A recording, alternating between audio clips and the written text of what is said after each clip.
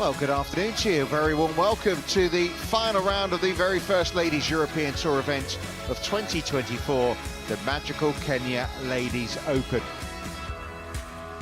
It's a tournament that's so far only been won by Esther Henseleit and Aditi Ashok. The chances are it's going to be a first-time LET winner to take the title today. Bit of rain around this morning, but the sun has come out. There's the trophy that's up for grabs. I'm Richard Kaufman, former Ladies European Tour player. Sophie Walker once again alongside me. And Sophie, the way it finished on Saturday, are we going to be set for a duel in this final round? Well, Alessandra and Shannon, they mentioned how comfortable they were playing with each other. 2 rounds of 6 under par each, that really did separate themselves. And today the conditions, same wind direction, still that northeasterly, not quite as strong a wind.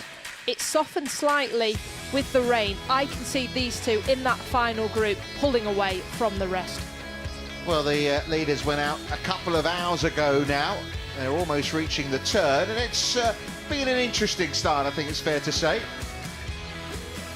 Shannon Tan got off to a flyer, 3 birdies in the first 5 holes. Then she dropped a shot, got one back. Now this at the par 3/8 after a poor chip, Sophie. Yeah, the first chink in the armour, you would say. She hit 81% of greens on the first 3 days, so keep an eye out if she does miss greens, because she didn't get up and down on that 8th hole. So a couple of bogeys to go with 4 birdies. Alessandra Finale had a birdie putt, raced it past to here, and she misses as well. So had a chance to close that gap to 1. It's still 2, and maybe it's not just a duel. Maybe not, but that's worrying, I would say, for Finale, because that is a very short miss. You think she didn't make a bogey all day yesterday, to miss from 3.5 feet. That'll be play on your mind. So the lead is 2 for Shannon Tan over Alessandra Finale, and now it's only a 2-shot gap to the player in third, which is Anchisa Utama of Thailand, who has birdied 4 of her front 9 holes.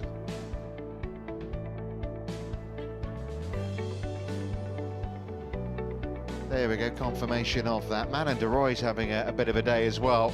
4 birdies and an eagle from the big head in Belgium, and Natalia Guseva not out of things, you feel, just 6 back, and we know this golf course can throw all sorts of things up. Finale, short iron into the 9th, looking to bounce back. You can see the flag, it's not blowing like it has been over the past couple of days. It's overcast out there. So I wouldn't say it's cool, Sophie, but it's cooler. It's cooler, yeah, it certainly is. It's playable today. I don't think you're going to come off feeling beaten up.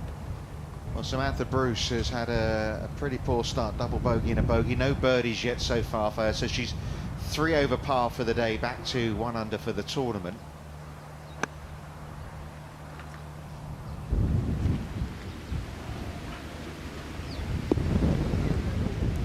Just holds on, nearly spun that one back into the water. A player that was outside the top 20 at Q School, so she's playing on a category of 21 to 50 for Q School, and isn't in many events this year, so big day for her. So here is the leader, the 19-year-old from Singapore, super drive. Pin 7 on 5 from the left, begging to be hit at.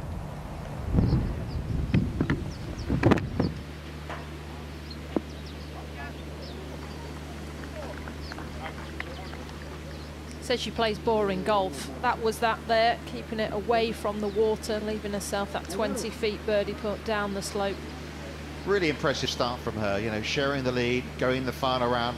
First ever event on the Ladies European Tour, if we don't count playing as one of the team amateurs in the Aramco Team Series.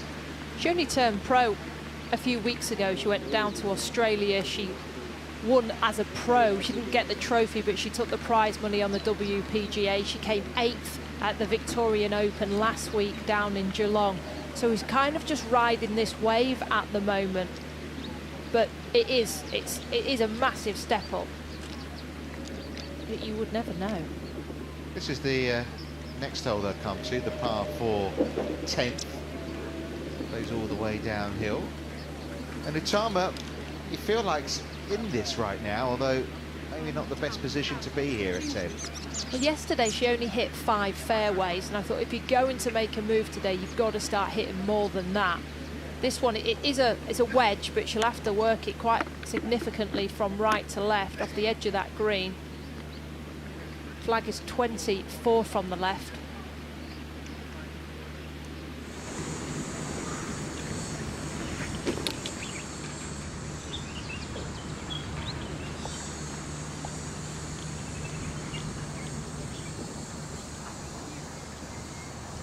Didi Ashok won at 12 under par last year. It looks like we're heading for something similar.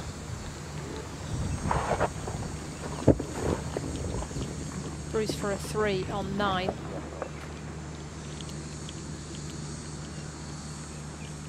I mean, she's 10 back now, even though she's in the final group. It's a strange spot to be. Yeah, she's going to be kind of looking over her shoulder now, isn't she? Currently in a tie for 16th, and talking about the opportunities this day can bring for her. Be looking to either win or re-rank. There's 2 players can get into the Saudi Ladies International next week that aren't already in that field. $5 million prize fund on the Ladies European Tour. Yeah, it's been a wonderful way to start the new Ladies European Tour season. So many rookies have been in contention, including our leader, has this to get back to 12 under.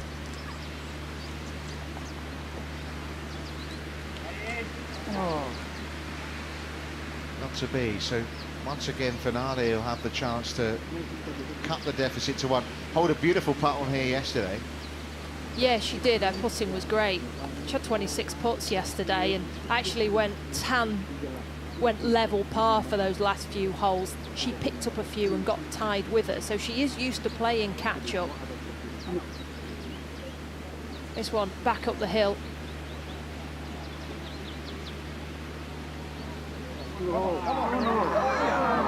It wobbled around that right edge of the hole. Level par front 9 of 37 for Alessandra Finale.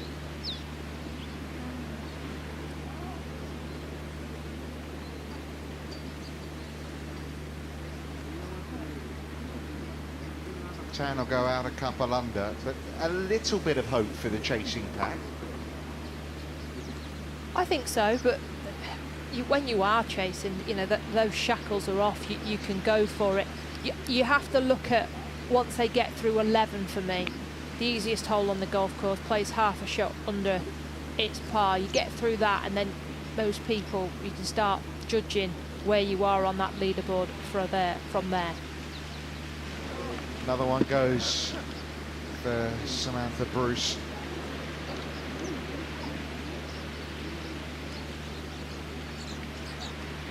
Well, what a disappointing front 9 that is. You know you need something special to reel in your 2 playing partners, and you throw in a front 9 of 41 shots. So easy to start badly on this golf course. The first hole, the wind is off the left.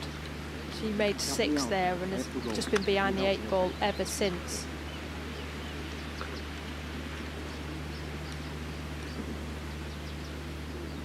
Huge back 9 coming up for Shannon Tan. 2-shot lead to take to it.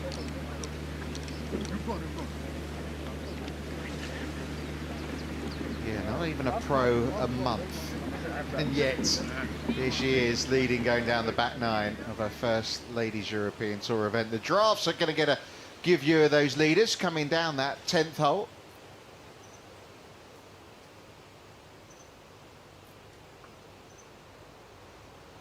Although, to be fair, giraffes normally get a good view wherever they're positioned. They sure do. What beautiful creatures they are.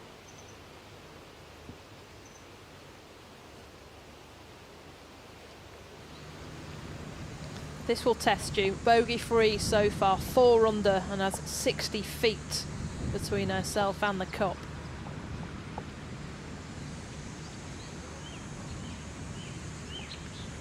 This green, it sits away from you downhill, but when you get onto the green, it looks like it sits back at you. So players are struggling with the speed of it. Yesterday's star turn, Sara Kuskova. Good pin this. Tucked behind the bunker on the left-hand side. Just the one birdie for her today. She had 7 birdies in an eagle yesterday. No drop shots on the card though today. Yeah, we'll be going back to Riyadh Golf Club next week, where she was part of the winning Aramco Team Series side, captain Carlotta Zagander. So that's a good feeling, going back to a course that you've done well at. Work for the charmer to avoid a first drop shot of the day. It will edge from the right-hand side, this putt. You'd hate to end that run with a 3-putt.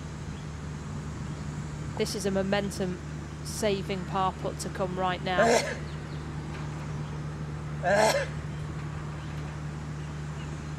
Bless you.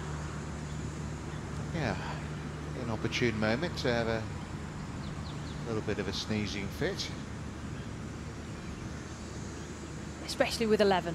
11's a par 5, you know, birdie time. Let's move to it. Keeping bogeys off the card. Right edge putt. Great save. They're the type of putts you need to hold if you're going to have a great round. This is a good round, but can she convert into great? Keep them bogeys off the scorecard.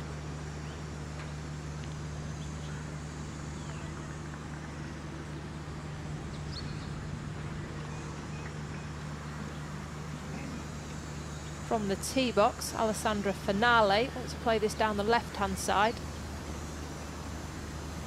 That's perfect right there.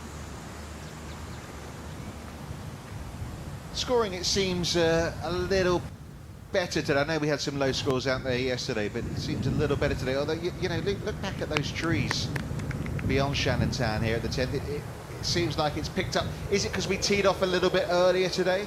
Yeah, there's 2 hours difference, I suppose, and maybe the clouds make the wind not as strong. This is a high point, but if this goes right, it just keeps going right. The wind will push it from left to right. That's down the left side.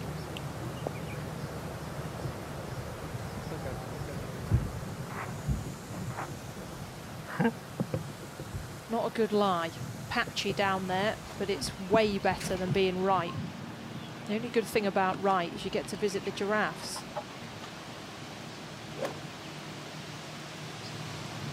Bruce is 6 foot tall, just short of 6 foot tall, so really does lean on it. A hybrid for her. Going to be landing it about 200 yards and then letting it roll down.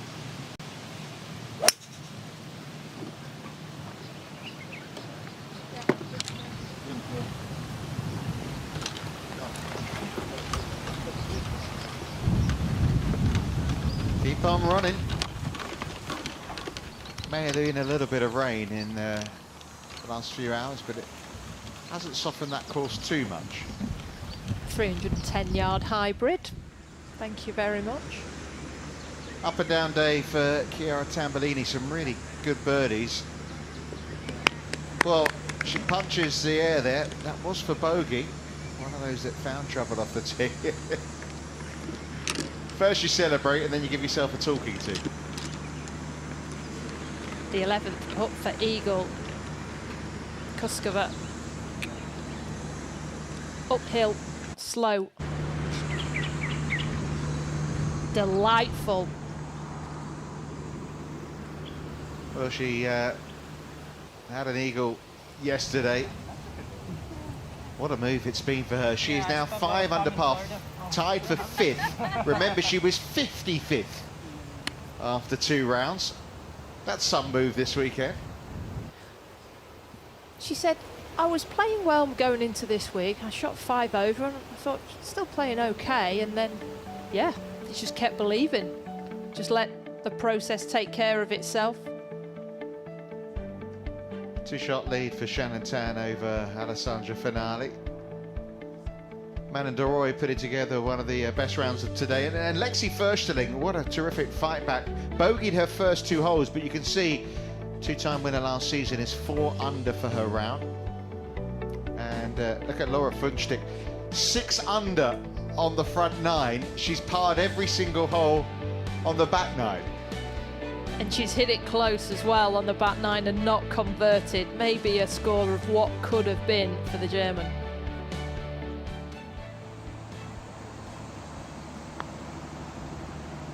This is Gusova. Go. That was also for eagle. Good try, Goose. So the Goose will settle for a birdie. 6 under. And, you know, there's 2 things to think about here, isn't there, for someone like Gusova? Trying to get closer to the leaders, but also trying to make sure you're going to tee it up in Riyadh Golf Club next week. I like that. I like having a small short-term goal to aim for, something that it's reachable. You're not thinking about the big trophy and what happens if. It's like, yeah, if I do well here, getting that top 2 that aren't already exempt, I will be playing in Saudi next week. Yeah, if you saw the players on the leaderboard, Shannon Tan, Utama, Gusova in that top 6. None of that trio are yet in the field next week, so at the moment it's between those 3.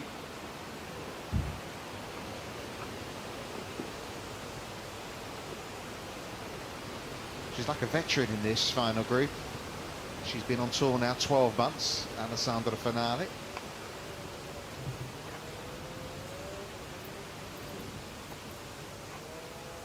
A downwind shot, maybe from 7 o'clock for the Italian. Just on that left-hand side, she likes to hit a draw.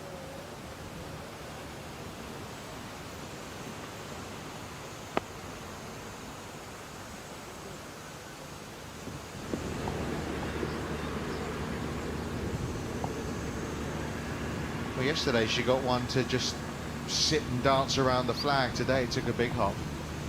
She's a bit further back today. Up to 12, 162 yards. Front pin.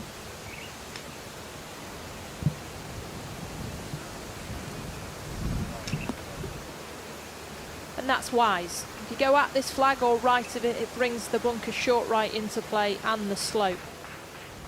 2019, the first time we played this event, and that was the final event of that 2019 season, which Esther Henseleit won. Defended that title at the start of the 2022 season. See that lie, how it's almost sandy underneath. It's on a downslope as well. Doesn't lean itself well to the type of shot you want to hit. It's on the downslope. It's going to come out low and to the right. The pin is on the left and you've got that tree in the way. So I expect this to land along the front of the green and play for some release.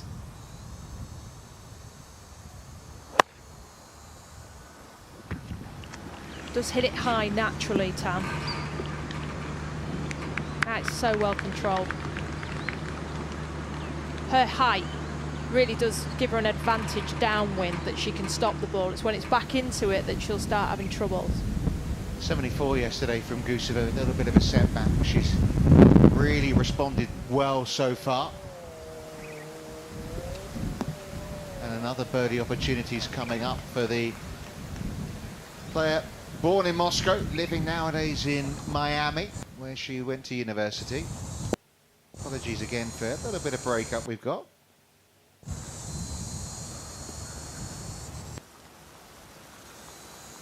.110 yards. We can really see the downslope here for Bruce. But she should be able to stop it because there's plenty of loft in hand.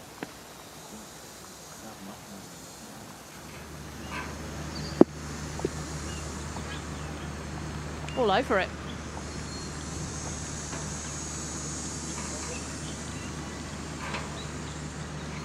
Pranav, the 20-year-old from India, playing in this group with Gusova and Kuskova.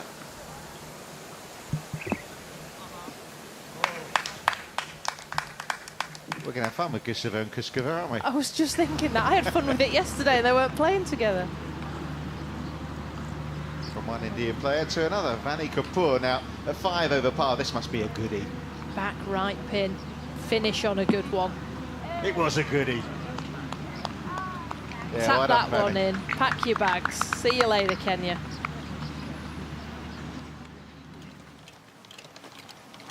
When you're in a position like Samantha Bruce is, and you know, you've had such a poor front nine, do you set yourself another target? Try and get in that top 10? I think you try and set yourself a score. So she'll be trying to get back to level par. How quickly and how close can I get back to level par, being at 4 over, and try and forget about positions for now. Maybe that's what's cost her that, thinking about what could be.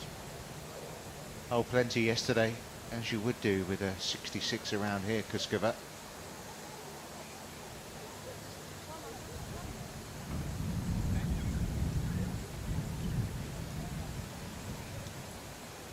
Czech player in her second season on tour. She won the Axis Series rankings the season before that. Taking the putter here, Finale. I think this is an okay move. It's a downhill putt from left to right.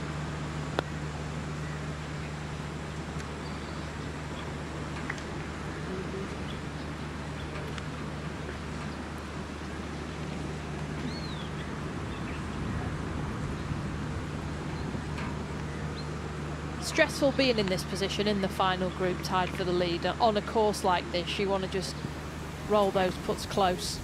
Putt for a 2. Natalia cannot wait to get onto quick greens. Every time we see her, she's leaving putts short. Yeah, that's not just short though, is it? Well, it is, but you know what I mean. Yeah, it just gets in your head. Just over 8 on the stimp.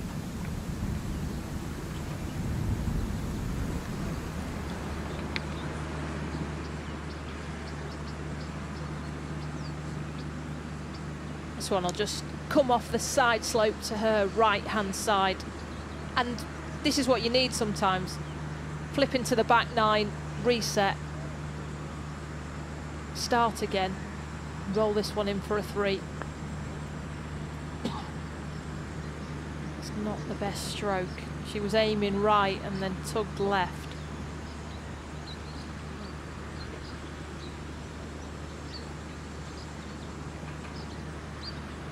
Well, once again, we're getting a little bit of rain right now. Nothing that's going to bother the players. In fact, it cools you down rather nicely.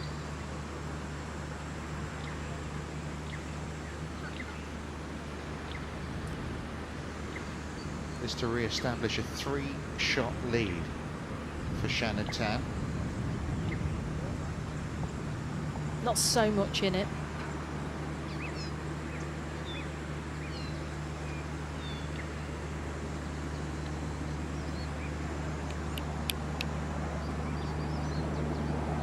Well, our first sounding of the clicking fingers for Shannon Tan. We heard that a few times yesterday after she bolted a few past.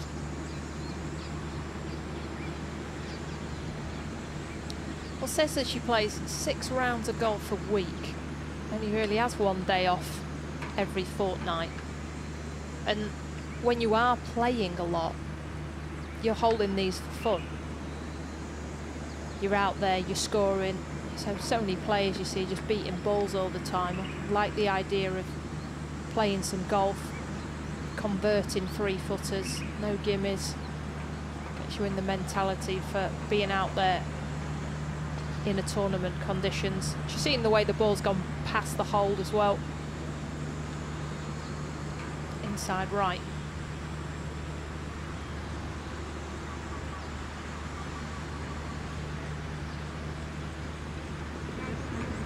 Not a problem. And the easiest hole on the golf course coming up next, which is where we find our Chiza Utama. 160 to the front edge with the upslope. Can carry it most of the way to clear the front left bunker.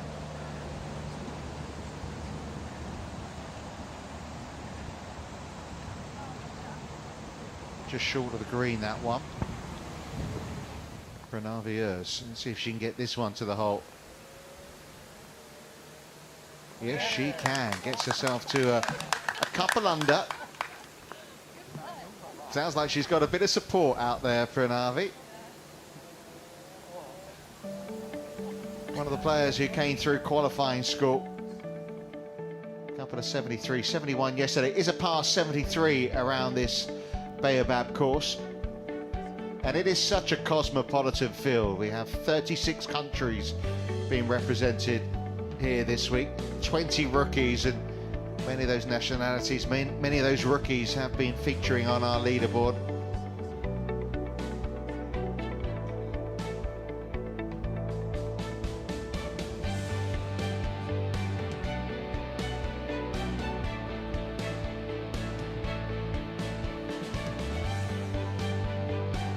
That's a confirmation of how it stands right now. Impressive performance by Manon de Roy, who has played in all the previous 3 editions, finished 9th, 12th and 9th. Maybe heading for her best of all this week. Performed well last year in the Saudi Ladies International, albeit it's going to be on a different course this year. From Royal Greens to Riyadh Golf Club.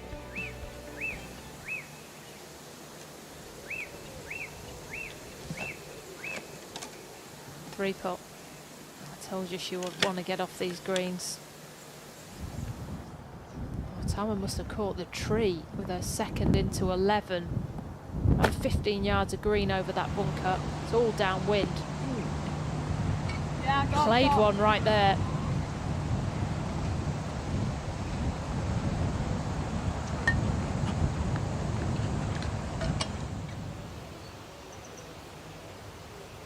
We're just about an hour, maybe a little bit more than that, from Mombasa.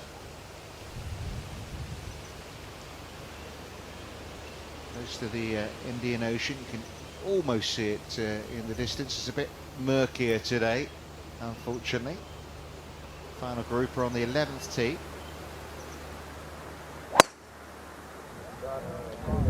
Two under for the 11th hole. Couple of pars and an eagle for finale.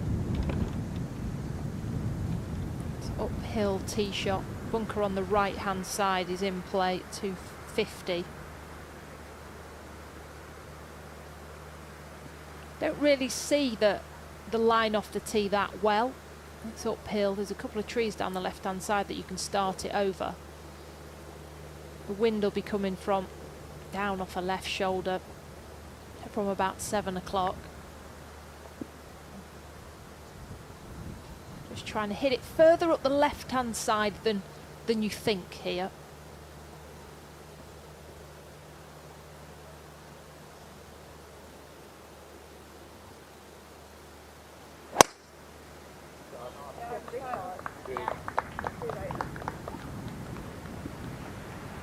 Now you can see there she thought, like, is that a little bit too, and it's not, because it canvas left to right. She's going to get up to there and go, am I missed this fairway right? But that's your angle. Let's catch up with Swiss player Chiara Tambellini, who's eaten up the par 5s this week. Chance for an eagle here. If she pops that in, she'll be 16 under for the par 5s this week. I'm really impressed with how far she hits it. I asked her about her numbers because she's 5'2" maybe, and you know, 7-iron is 165 yards, so she can get it out there. As can this lady, just a 3-wood. Look at that, sails past the playing partners, and finale is no slouch. Well, if Atama's going to catch the leaders, she's going to have to keep holding these. She's got another, edging closer. Two huge putts on 10 and 11. Yeah, blow those cheeks. There's going to be a little bit of a tough patching around.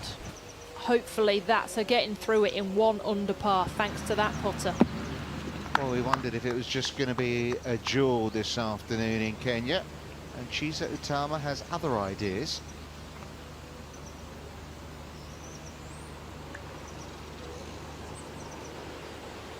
The Chidori Hills. Some nice properties as well on this, flanking this golf layout. Well, that's mine, isn't it, on the right with the pool, and yours is the one just on the left. I don't like going up the stairs, so that's why I kept to the bungalow. Actually, many of the players are staying here this week. Maybe one of the two of them are in some of those. We are 45 minutes to an hour away. Not that far, just takes a little while. So Tambellini to get to 5 under par. Has to be careful because it's going to want to slip from left to right on her.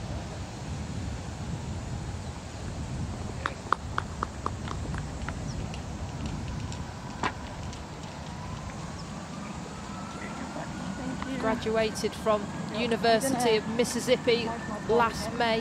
Has already won on the LET Access Series. Well, she was one of the stars for Ole Miss when they won the NCAAs. That's a big deal. In fact, when she played in the final, she had the record championship winning score. She won her match 6-5.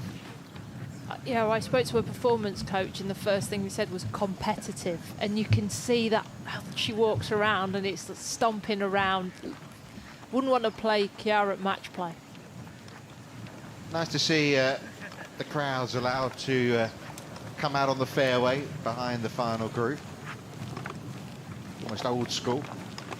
Well, Shannon mentioned last week when she played down at 13th Beach in the Victorian Open how nice it was to see the fans coming in and cameras, and she's not really experienced that too much, but last week was one of her first times, and this will have that feel to it as well. It's a relaxed final group, but the cameras are still in your face.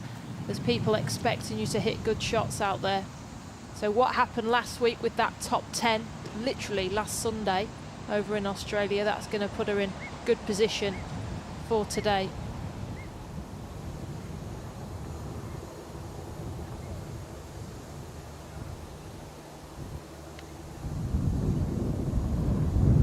Yeah, and the first week she turned pro, no woman beat her in the TPC event. It was just that informed player, Momoko Kobori, won again today. This is at the par 5 11th, where if you don't make birdie, you really do feel like you've missed out. It plays half a shot under its par. It's a long iron to a back left flag. Just carry the bunker. It should all feed down to it.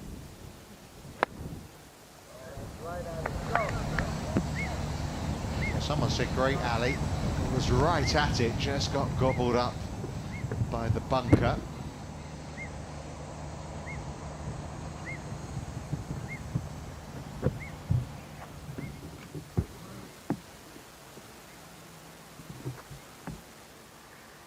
To Anchisa Utama, who's also known as Jani. That's a nickname like the Thais generally have. It's down the right. She's missed it right a lot here on 12. Catches the downslope. The bunker short right and the slope. You have to play left of that pin. Oh, further up, Guseva.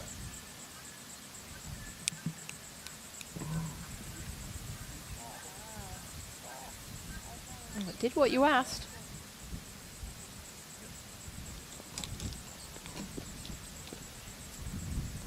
A couple of gusts in the wind out there, I think, especially around this high point on 11. This was one of the strongest part of the wind yesterday.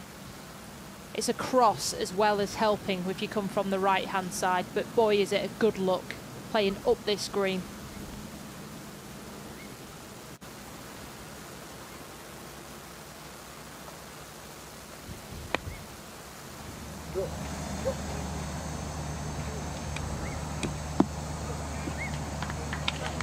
We're not on the right level, but on board.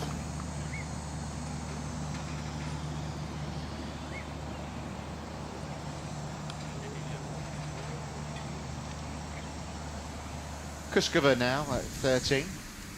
Big drive. Flag today on the second level. Can she keep it on that top tier? Well, her body language suggested she didn't like it. I think she thought that was going to catch the slope because you missed that green right. It's off and away, but it's stuck. New irons in the bag this week. She wants more height, more spin. She got it right there. That's quite a big move to change manufacturer as a just turning pro.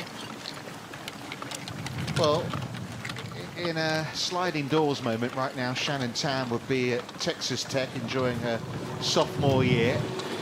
She went to Q School not with the intention of turning pro, but decided you can defer your studies, but you can't necessarily defer your golf. And early prognosis suggests it's been a fairly wise decision from the 19-year-old from Singapore. They describe it as the hardest, easiest decision I've ever had to make. Those very fortunate and talented players that turn professional whilst only in their second or third year of college. You go there wanting to finish, but circumstances get in the way and opportunities, and Shannon had that with a brilliant play in Morocco towards the end of last year on the Ladies European Tour. And you can't defer it on the Ladies European Tour. You can on the Epsom Tour and the LPGA. You could leave it till June and finish a year of your university, but on the Ladies European Tour she had till January the 16th to make the decision on turning pro, and she did just that. Got to get to the hole. Well, she's done that this time at least.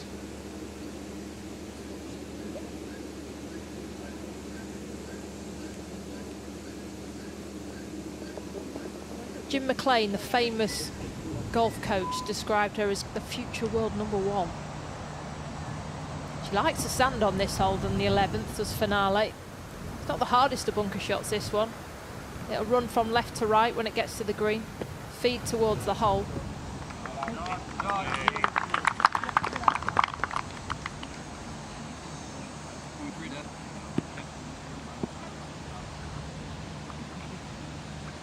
It was a solid, but not spectacular 2023 for her on the Ladies European Tour as a rookie, Alessandra Finale. She played 19 times and kept her tour card, and there was maybe 30 events. I think as a rookie, I think that was more than, you know, like a B+ performance for your first year. It was just that her best friend in Lexi Forslin, she won twice. It's got to hurry a little. Interesting, Alessandra said this week she's going to play more events.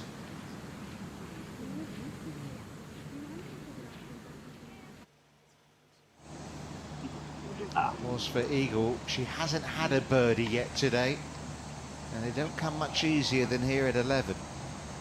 That's the thing, when you're aiming right and then you pull across it, the face closes and it goes left and it puts on more speed to your putt. We've seen that on the last 2 holes. First for another birdie. Oh yes.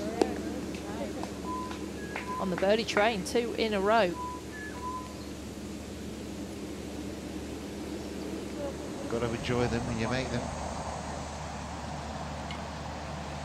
It's one of those putts you feel for Tan here, where it goes in great, but just want to cozy it up there, tap it in for birdie. Oh, I'm thinking the other. I'm thinking this could be a statement move. You make eagle here and look over at your playing partner, Alessandra, and say, Rob, you've got your 10 feet for birdie. And this could win the event, really, the significance of this. We've had 13 birdies this week on the 11th hole. If it's the 14th time, then it is significant. Eagles, you mean, yeah? Yeah, eagles, sorry, yeah.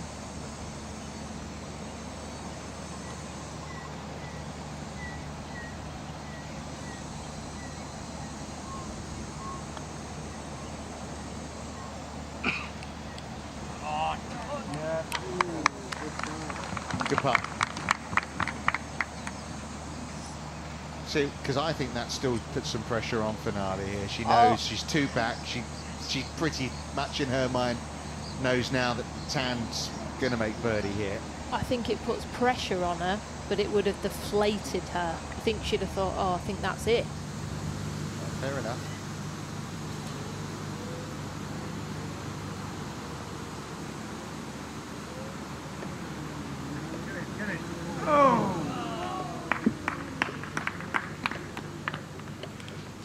Well, she's been a pro all of 7 months. Chiara Tambellini got a couple of wins already on the Access Series, one in England, one in Sweden. In fact, the one in Sweden was on her professional debut, which she won by 5 shots. So pressure putt for finale. Downhill, down the spine.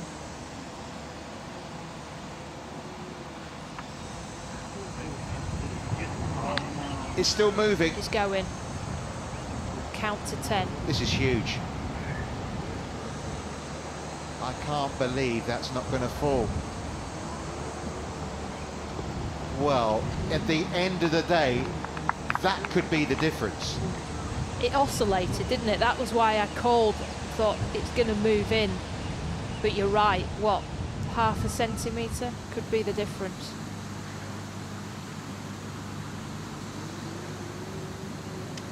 Well, she's holding out. At the moment, she's within 3 shots. You would feel it'll be 4 in a moment. You hope for Samantha Bruce that this one drops.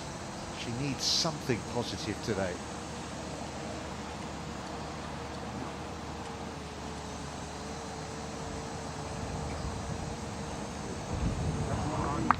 Look, she's back inside the top 20. The aim will be to get back to level par for her round, so she needs 3 more birdies. Off the mark.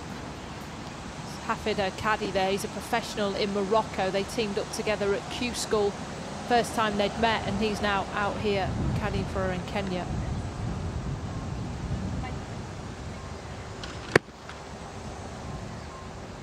Well, early in the round, she had a 3-shot lead, then threw in a couple of bogeys towards the end of the front nine. But this to re-establish that 3-shot gap at the top.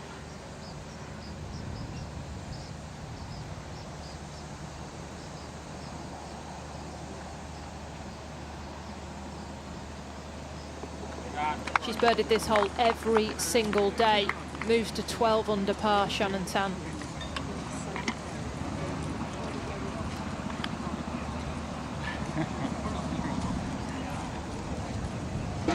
Yeah, 5 birdies in 11 holes when you start the day with a share of the lead in the final round of your first ever event on the Ladies European Tour. Kuskova, right to left birdie putt.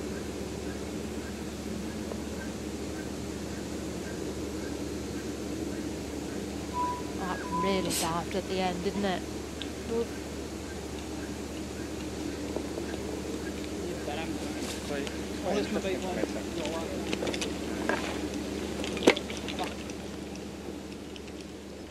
Well, we know the names of the giraffes, but I'm not sure we can quite recognise them when we can only see their necks and faces.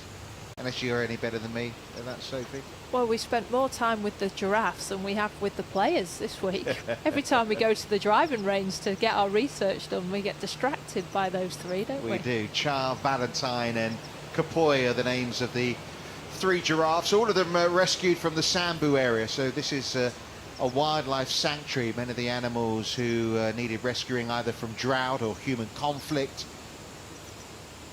And it's wonderful to have them. We've got, you know, all sorts of animals, not just giraffes, but zebras, oryxes, impala, wildebeest, gazelle, waterbucks, all sorts of wildlife are in the vicinity of this golf course.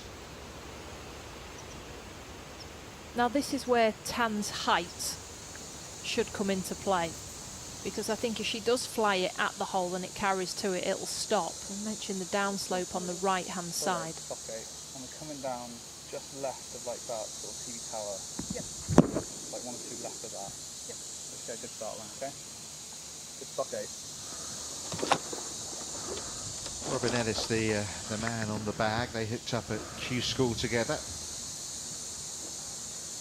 It's trying to edge her away from the pin because it is downwind from the left. You're trying to keep her away from that slope that comes off the bunker so it won't chase long. A smooth 8-iron here.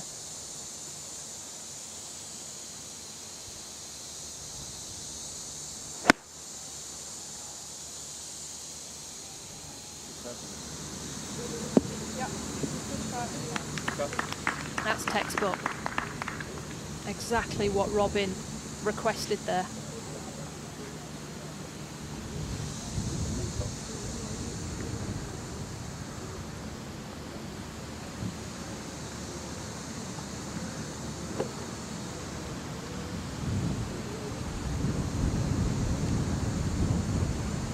Be one less for Bruce.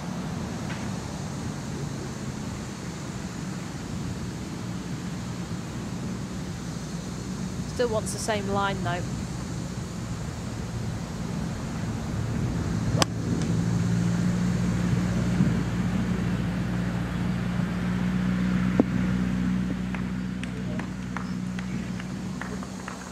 hopefully that birdie's just settled her down. Nice tee shot there at 12.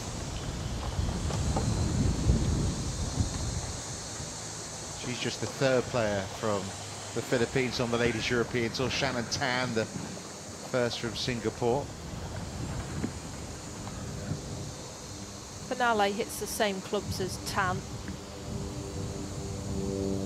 This will be 8-iron, left of it.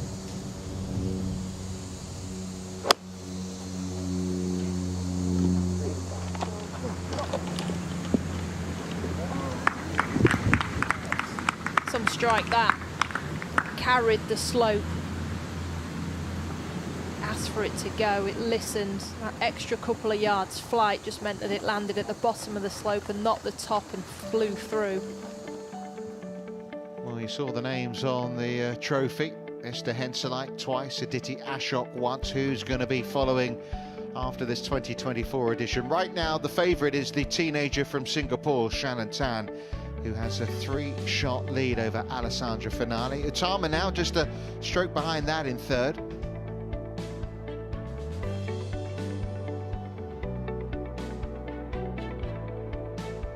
Sophie Kibsgaard, the #1 player on the Access Series last season, inside that top 10 at 3 under par.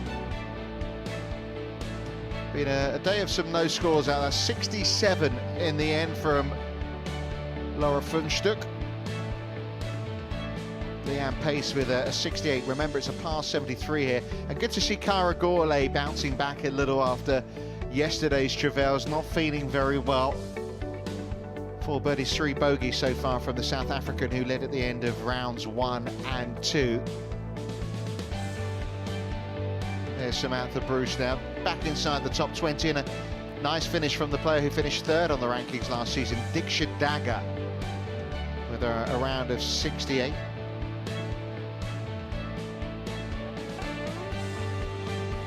Ellie Gibbons was one of those that shared the lead after day 1. Just struggled in the second round, really. Gave herself too much to do. 67 players made the cut, which fell at 6 over par.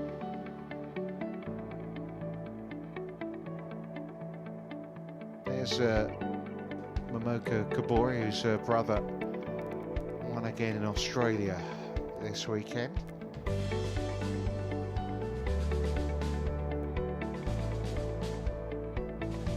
A reminder how things look at the top there.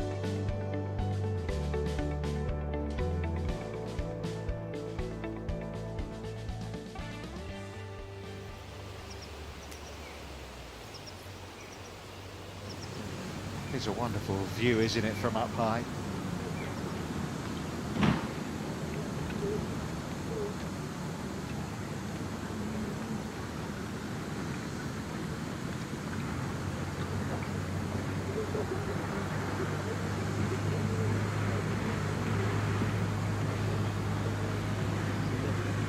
Tan to putt first.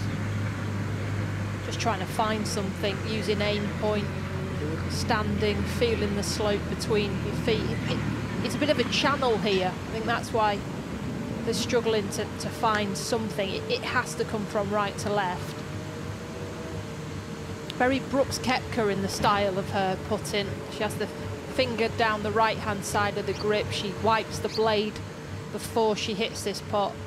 It's exactly the same as the major champion.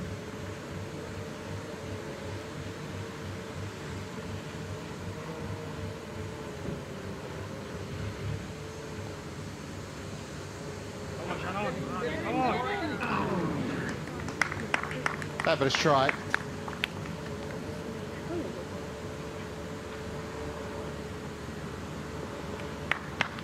To the others to come and get her.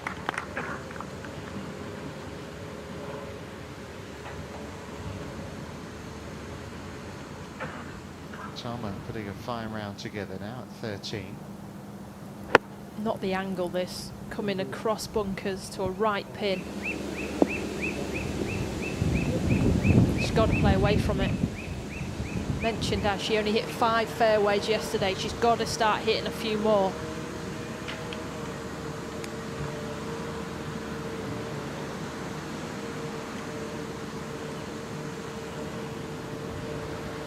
Chance to get back-to-back birdies.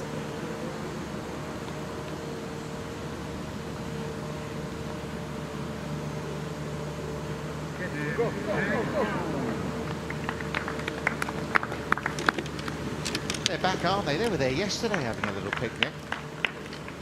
Nice spot, isn't it, under the trees? Par threes are the best to sit on. You see beginning, middle and end.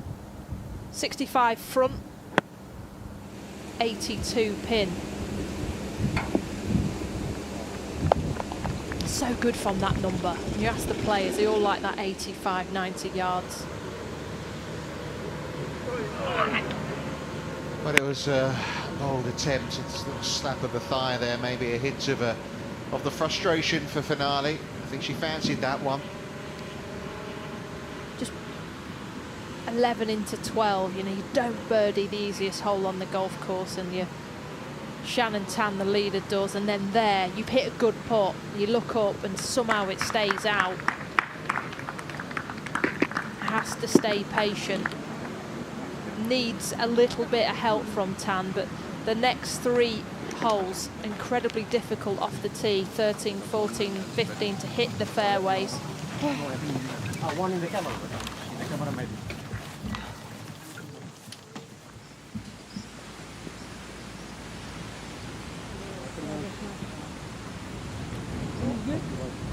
Of chipping up, hopefully save the par. At the moment she's in a share of 5th place.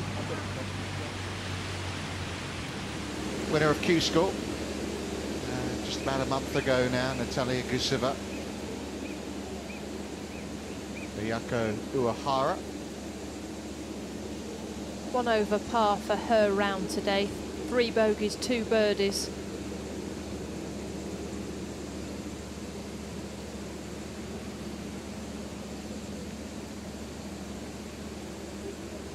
Oldest rookie on the Ladies European Tour, not just this year but ever. At the age of 40, had a decade on the Japan Tour. 11 seasons on the LPGA Tour. Guseva's got her car for the LPGA Tour this year. She not only came through Q School in Europe but in America too. Well, she'll have her eye on that spot next week in Saudi. Then I imagine she'll be looking back to March to be teeing it up on the LPGA Tour. Less than 60% fairways in regulation for these next 3 holes, which shows the importance of getting a good one away for Tan. Going for driver. Bunkers down the right hand side, finish at 262.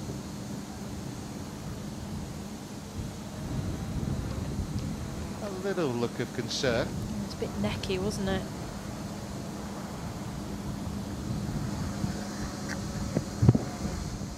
Doesn't miss too many fairways. One of their strengths is fairways and greens.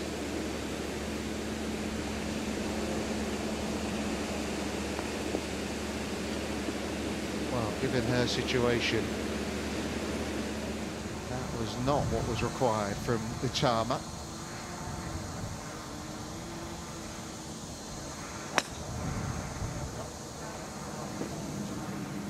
Three wood there for Bruce.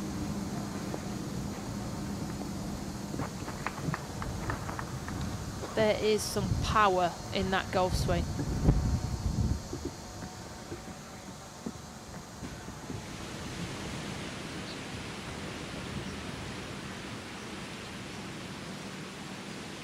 The trouble off the tee, but Kuskova still has this to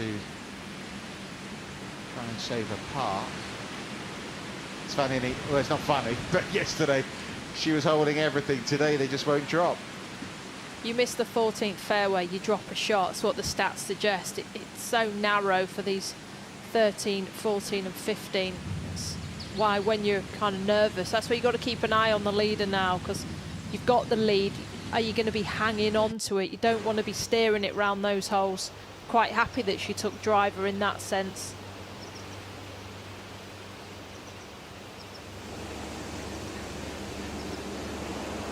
Well, she's been holding out beautifully today.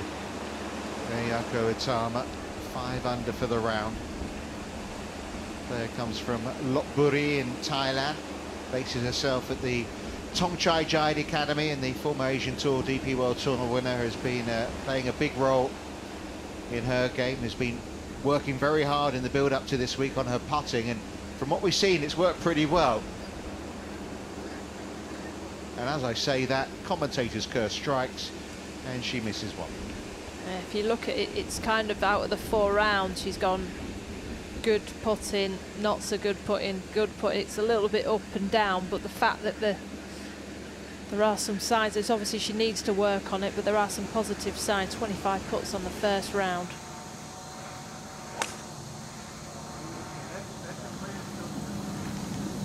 Needs the wind to hit this one. Those are the bunkers I was talking about. She's hit a fairway wood, so that'll bring them into play down the right, 3 of them.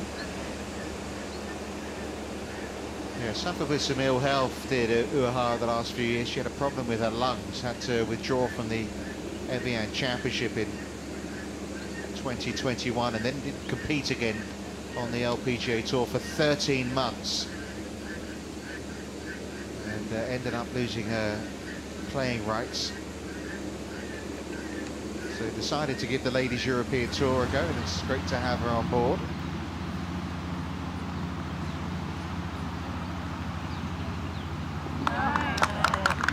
One last vamos of the week for Nuria Turrios.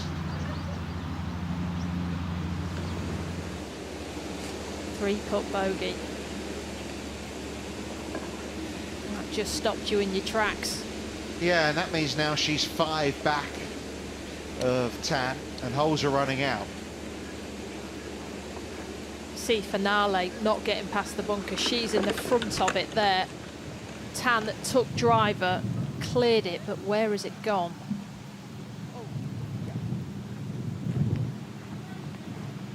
Oh, so I don't know if someone spotted it, but she's walking backwards.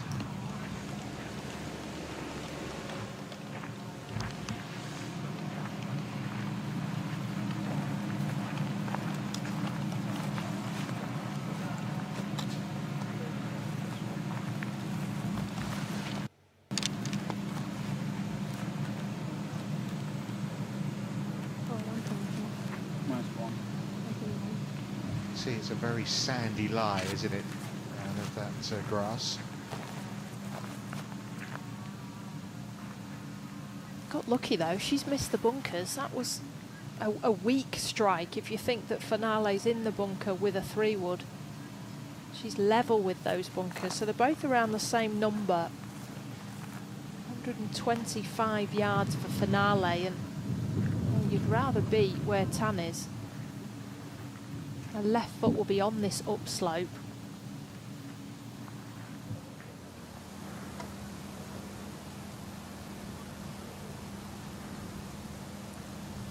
Not much more than a 9-iron though. Could even be wedged this.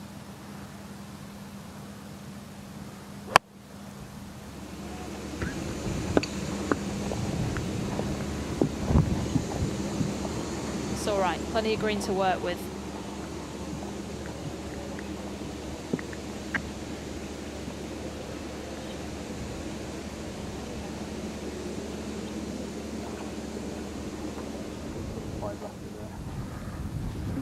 Different.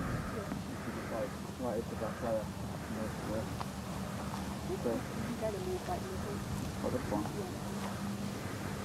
He's not in the way. Yeah, what she's talking about is the cameraman that's down there. I think she just wants him to move. The camera. Get him to move. We'll get the message over to him, Shan. So many players don't like you at 2 o'clock when you look up. Yeah. Play with Thank you. Danielle Kang, and that's the Yeah, line. once So you it's can stand down. wherever you want, but 2 o'clock. Got a card now. Yep. So it's allowed for the lie and the... But it is 2 o'clock. Like when the That's the time, by the way, here in Kenya. He's going to ask her to play away from another flag here, similar to what she did on 12. See the bush at the back of the green. That left edge of that bush is good because there's a false front at the front of this green, in line with her and the pin.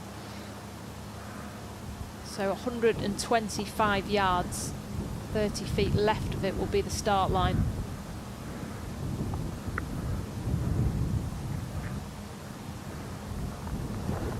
See, there's a leaf coming into the ball. She can't move that leaf, else the ball will move.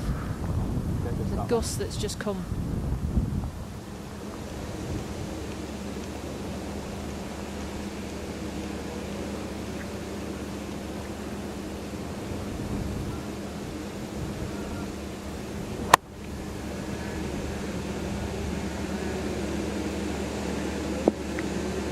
Excellent. That is superb from Tan. Exactly where she would have been aiming. Tell you what, she may be 19, she may have only turned pro the last few weeks, but she looks ready. Texas Tech's loss is the Ladies European Tour's gain.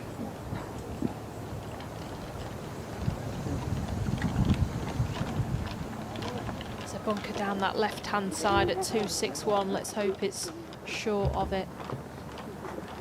And another thing to think about with, you know, that partnership with herself and Robin. You go to university in America, you don't have caddies. That's one of the hardest things to do once you turn professional, is take a caddy, learn to take some input, and they work really well together there.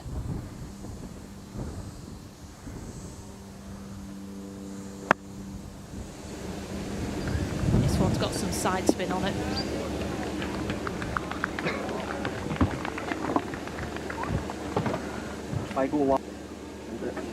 Yeah, she's settled into this round now. We've seen some nice shots, haven't we, from Samantha Bruce. I think Samantha could be one of the longest players on the Ladies European Tour if we get to see her some more this year. You know, she played those couple of events in the last few weeks in Australia. It meant she came here with, you know, some competitive events under her belt, unlike nearly all the rest of the field, who most of them haven't played since either end of last season or since qualifying school. Tambellini likes the left-hand side of 14. She's found a gap here as well. She hit a great shot out of here yesterday. I mean, this one is just straight down the throat of it. 5 on, 5 from the right. There's a backstop there. This 14th hole causes havoc. She's going to change club because it's gone straight back into you even more. It's at least a 2-club wind and it's gusting as well. Front pin, take more stick, go long of it. Trust that wind. It's coming from the ocean.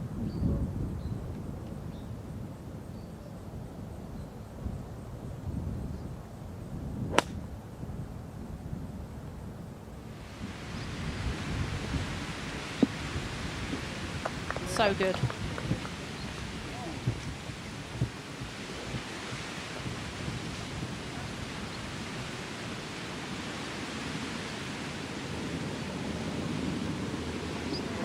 Well, we did see her chip in yesterday, but that is not her best at all, and well, you feel maybe some pivotal moments coming up. Also down the left, Uhara with a hybrid. That was unlucky.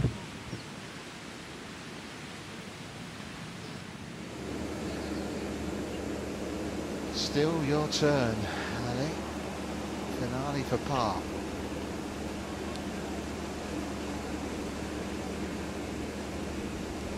Miss birdie puts, hasn't she, in this back nine, and then suddenly stands over a lengthy par putt. She's 3 back. Left to right, it's got to go. That is gutsy.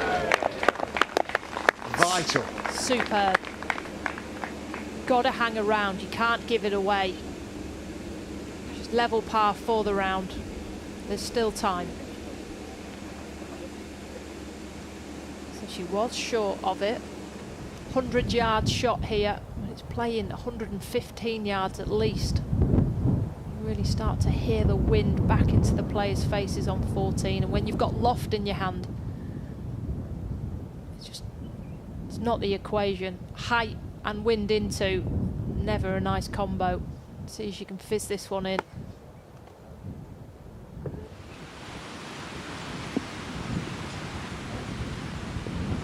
Overshot it, black right bunker. Well, Finale did what she had to do. There's still the chance for Tan to extend the lead.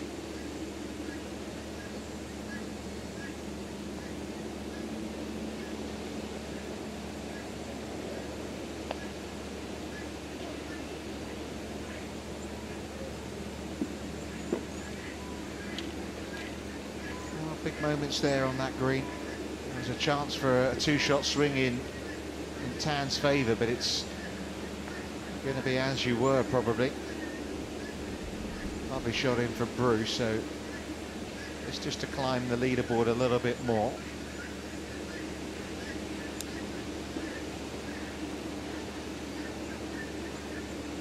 On her own agenda right now, the quest to get back to level par. +3 for a round. Now back to +2.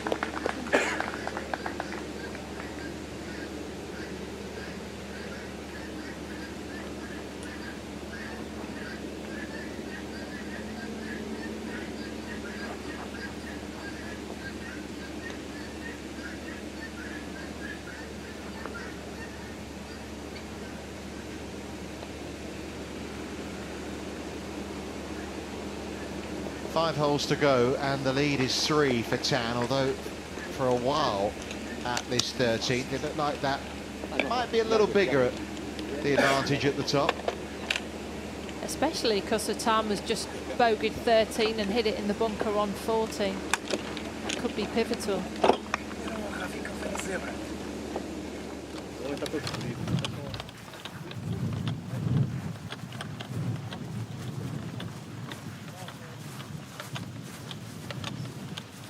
More issues here for Atama. Use the slope, use the wind. Some hook spin on this bunker shot.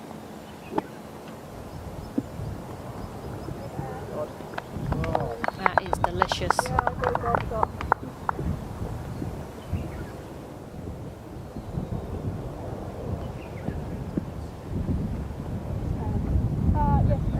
Not everyone is enthralled by the golf. The zebras, just a bit like they're contemplating life, don't they?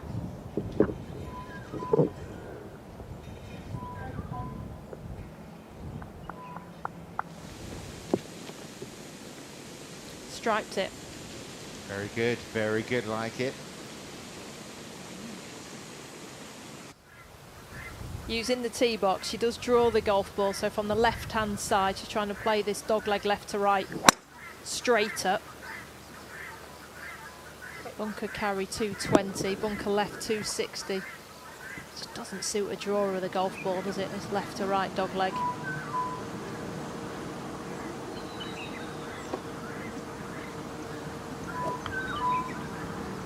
There's some claustrophobic tee shots coming up down this stretch. There are. These 3 in a row, gone on about it, 13, 14 and 15. It's less than 60% of the field hitting fairways, and that's well below the average on the Ladies European Tour.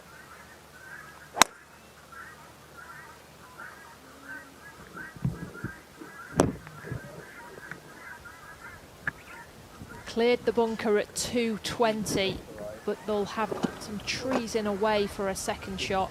Got your target? Like the left bunker. Yeah, left edge of that, just left of that straight. Coming down that.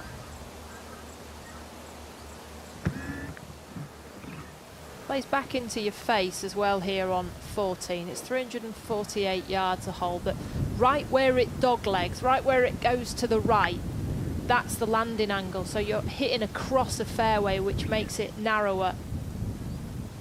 Really only got kind of 20 yards to finish the ball in between those bunkers. Yeah. You're a fish on. Yeah.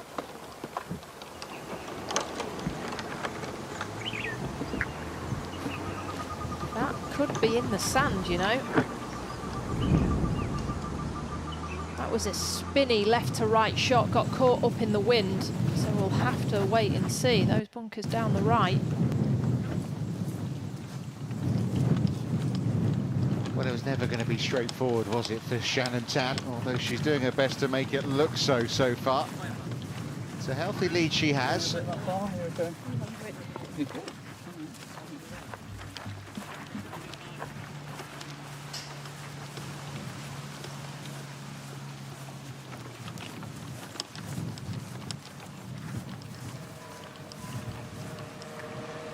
On the green, Tambellini.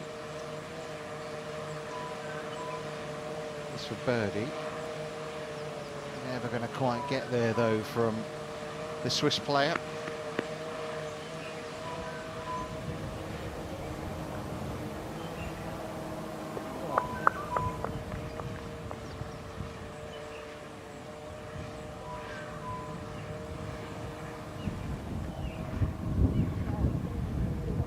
Tambellini finished third on the rankings on the Access Series last year, even though she didn't start her campaign until June. Heading for a decent check this week. There's the what's up for grabs in terms of the money this week. 45,000 for the winner, but also 500 ranking points as well.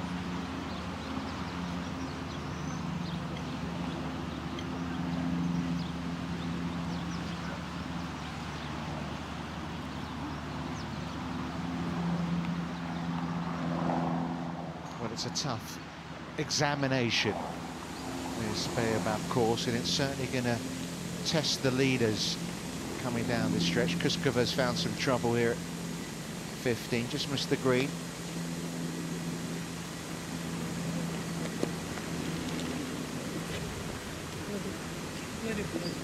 Everything fell away yesterday, all she could have asked for. Round of the week, 66. Never try and keep it going. Well, there's a little break, isn't there, for Shannon Tan? She's come up shy of the bunker. Well, that is a huge break.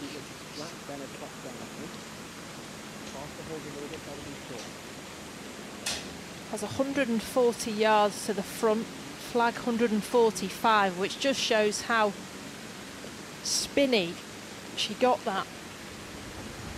Playing partners carried those bunkers.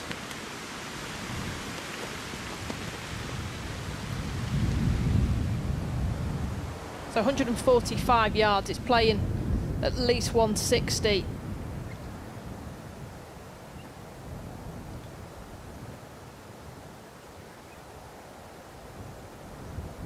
Loads of room over it.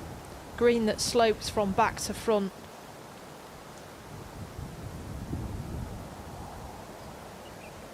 Straight back into her face.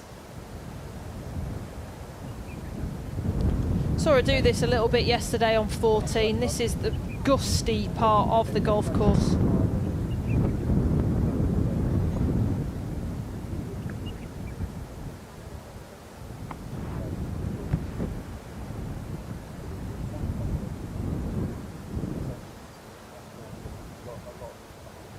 Long's fine. I think that's exactly what my caddy's telling her. There's plenty of wind up there. She does hit a high golf ball.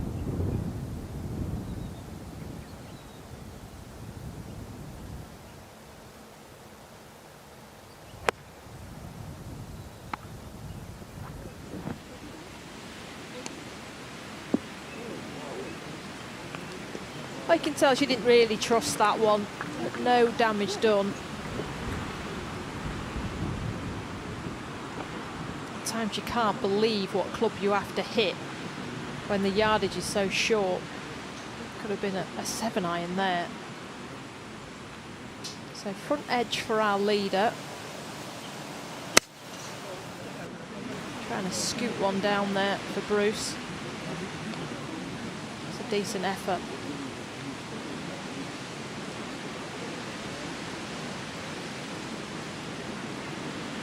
Doesn't waste much time, does she, Alessandra Finale?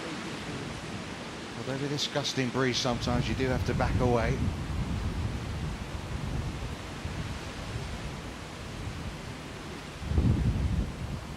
Needs to keep this down.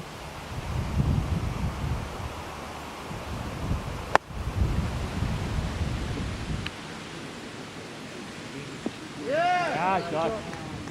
It's held on. Nicely flighted pitching wedge there.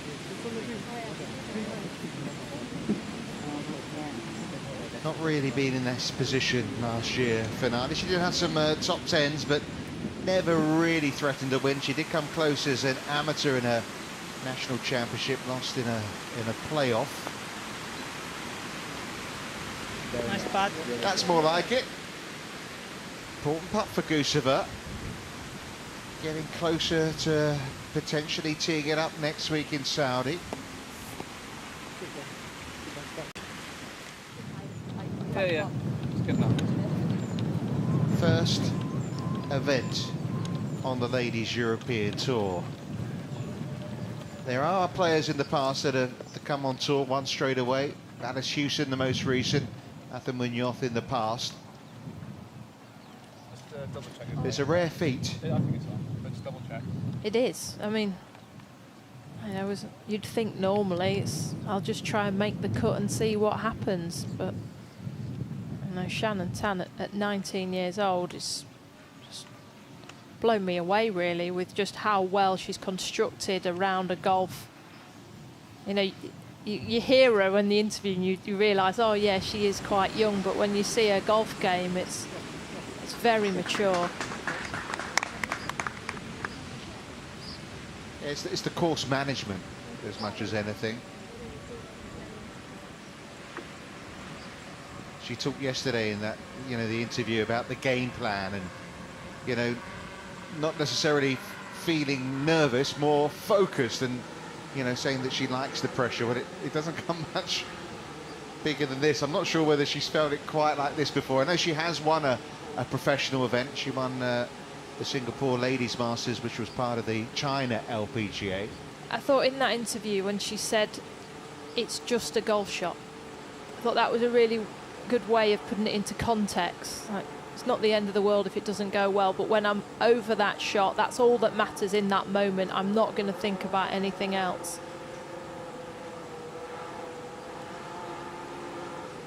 The flag's only 5 yards on. That's where Tan finds herself. All back into a slope, back into her face, a little bit of left to right also.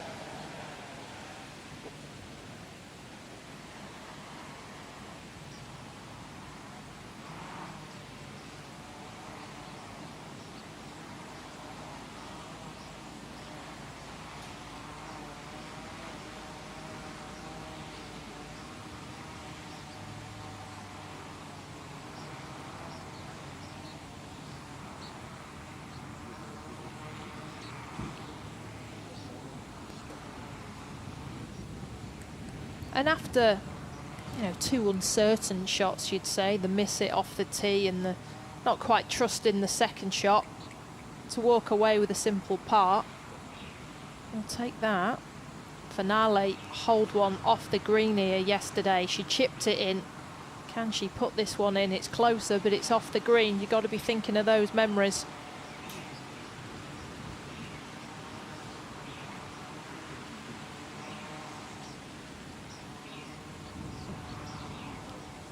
Just a little shy. That really held up, didn't it? That looked good for pace.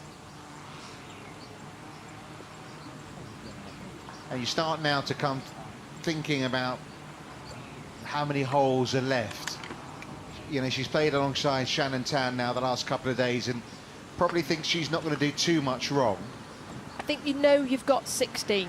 I think she could bogey 16. That gets you 1 back, but you're 3 back. You need to be within. Well, you got to be within 2 stood on 16T. So it needs to make something happen on the par 5 15th as finale. You know, we say that, and I'm not saying this is going to happen, but you know, we've seen Esther Henselite have a lead like this, and you know, Aditi Ashok as well go in the water. That 17th hole, you know, the tee shot at 18. Nice save from Bruce. There's water down that right-hand side. Yeah, I mean, there are things that can go wrong, not necessarily well, maybe will. as a player, I'm thinking that I get through 16 and I'm all right. Maybe those two did exactly the same. You walk across that bridge to the 17th tee box and think, well, I'm all right now, and well, you're not. They have pushed the tee up at 17 today, so it might make it a little easier. We shall see.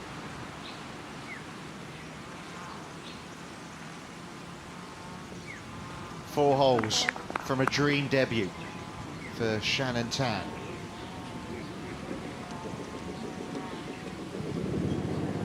The Singapore swinger making it look rather comfortable so far.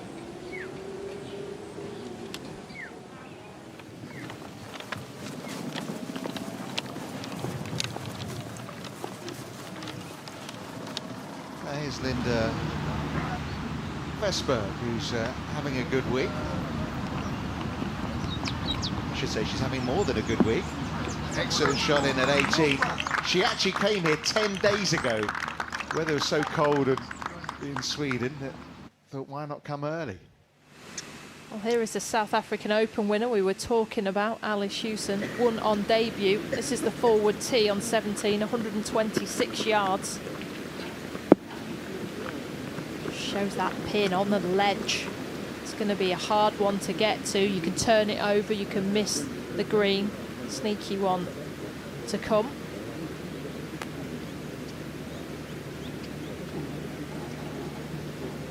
But it's not a flag or pin position where the water's really in play. No. Which is what we have seen in the past. Camille Chevalier. Let's see if she can stick one in there close. 1, 2, 6, 9 iron. Had a birdie on this back nine, French player who's really struggled the last couple of years on the Ladies European Tour.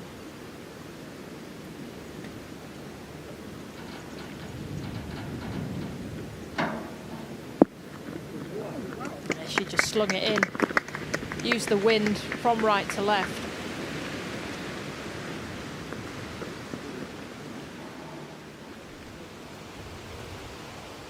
So there are 5 par 5s on this golf course. This is the last of them. Great views there of the Chidari Hills. Great location for the season opener on the Ladies European Tour. 1 over par for the 15th hole this week. Bogeyed it on the opening round. Moves from left to right, should suit her fade. Narrow landing area though. 240 on the left hand side, the bunker. That's in play.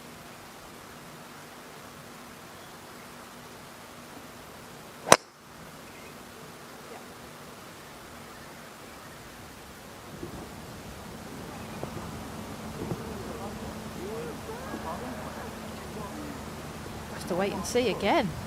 Well, she was, what, a couple of feet short of the bunker off the last tee.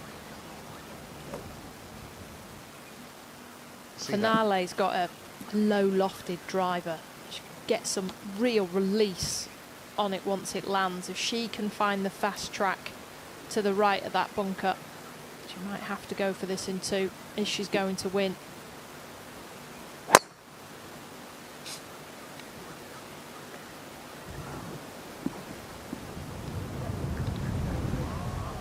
It's found the speed slump.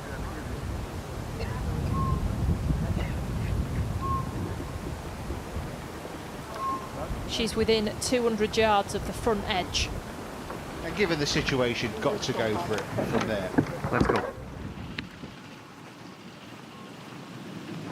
That was a stunner, wasn't it? Especially if Tan is in that bunker down the left. Atama laid up.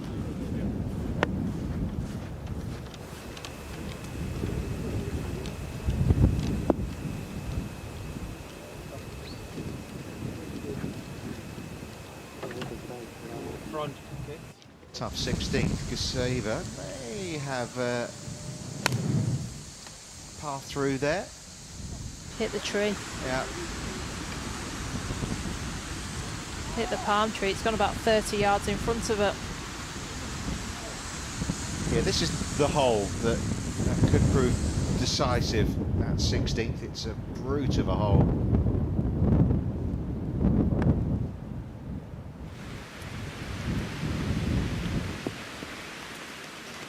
Just missed the side slope to the right of that pin.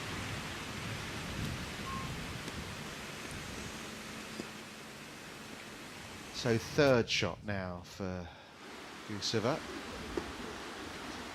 At the moment it's between her, Tambellini, and Utama, you feel, for the other place in next week's event. And when you consider that the prize fund this week's €300,000 and next week's 5 million, gives you a reason why these players are so incentivized for that as well.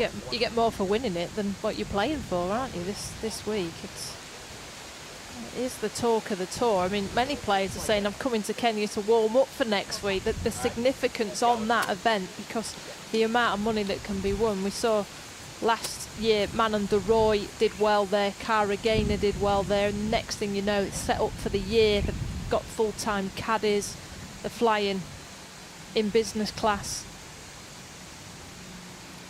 Middle right pin needs to get up and down.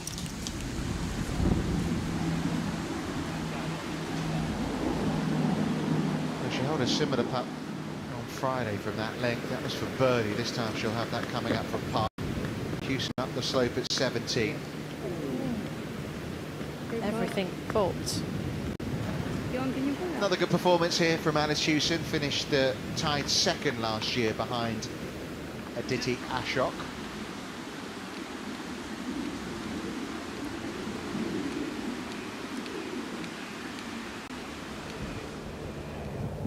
Tambellini 1 under par for this back nine, chasing that spot for next week.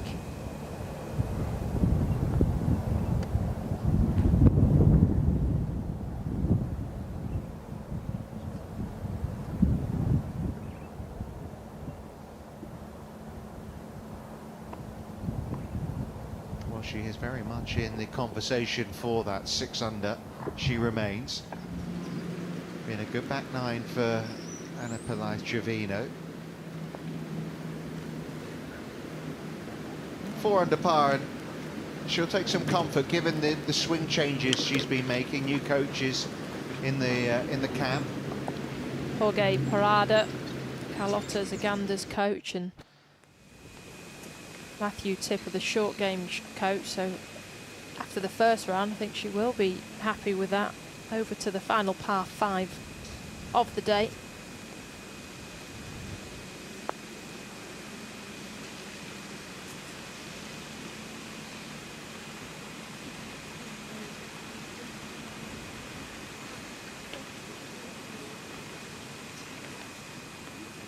Yeah, there are rookies and then there are rookies. Not many have 20 years experience as a pro out there like Ayako Ohara does.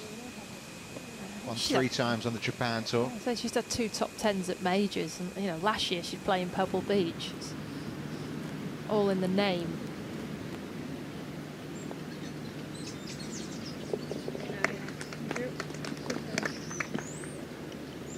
Super 2 from Chevalier.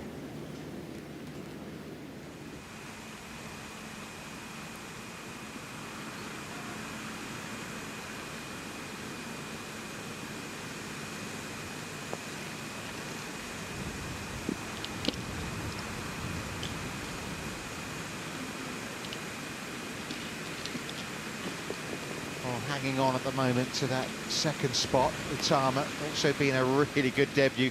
Good friends with Trishat Chinglab, who had a rookie season to remember, didn't she, in 2023?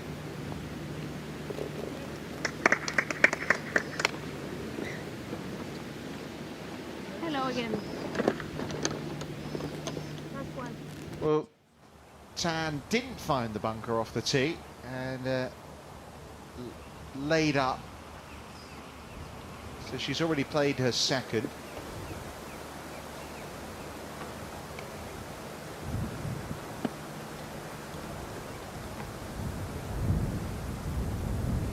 A colossal tee shot of over 300 yards. 170 yards to the front, 191 to the pin. Longest iron in the bag for finale, par 5. Big time moment for her.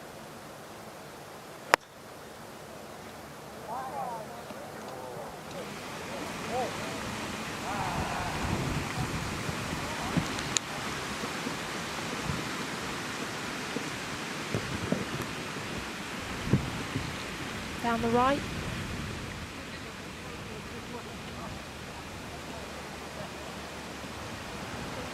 Yeah, needed something special, hasn't found it.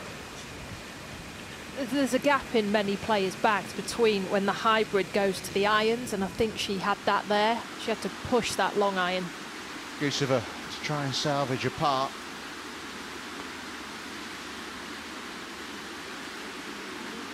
It was on its way.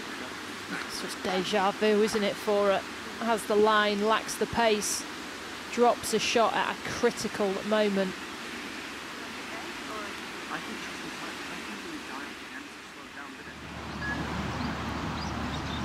First look today at Karagorle. Well, I don't know if she is feeling a lot better than yesterday, where she was feeling very poorly, the halfway leader, but her score's certainly been better. It's a healthier looking scorecard. A round of 72 for her, so she's currently tied for 11th. They can pick up some pace, can't they, the Zebras? Is it a 1 or a 2 horse race? Or a 3? Well, I think the Golf is 2, but the Zebras were certainly 3.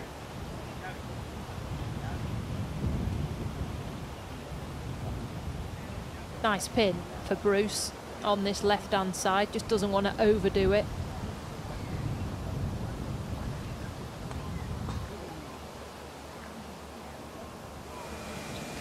Yeah, well done. Thought the same, just kept it down the right wing.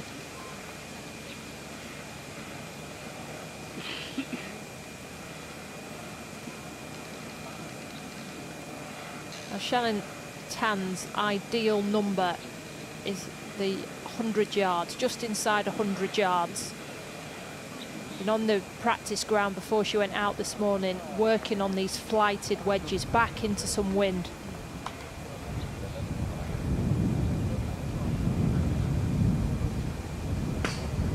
Play slightly downhill here, which just exaggerates that wind back into your face. So if the layup is right, this should be position A. Got to keep it to the right side of this pin. It's only 5 from the left. Flight this wedge down.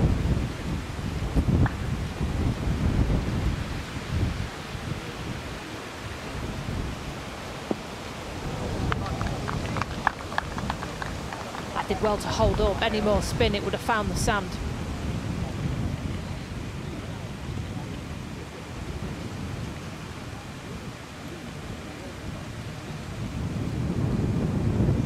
Feels like it's in her hands right now, Shannon Tan.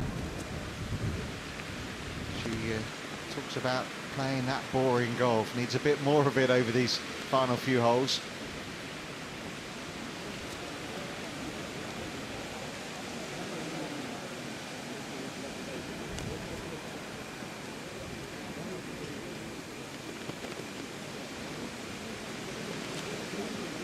In the south of Kenya, you can see the Indian Ocean there over on the right hand side, just about spotted anyway. We're about 50 kilometres northeast of Mombasa, in the area of Kilifi.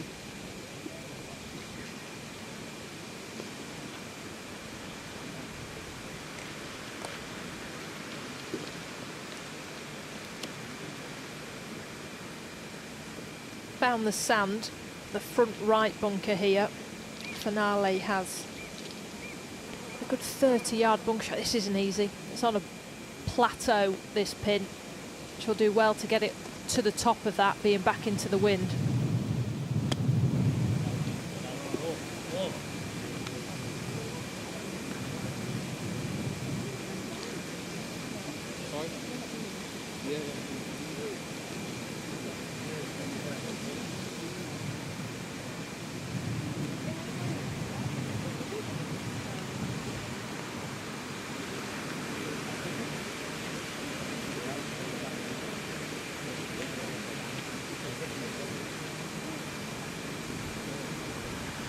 That good?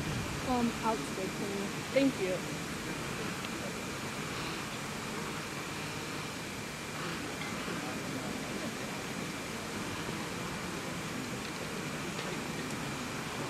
Going to be Bruce to up next here.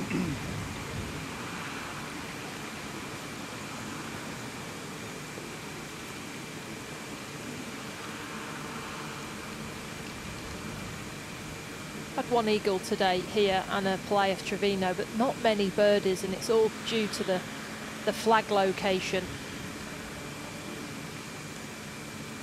15 just on its own portion, top left. Everything moves away from it. Short, it rolls back to your right, it rolls away from you. This is an outside birdie chance, downhill putt, downwind.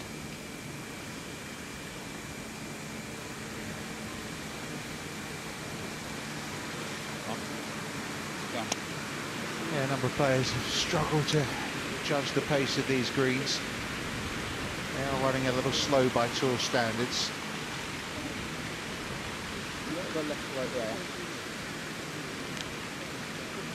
Look at the end.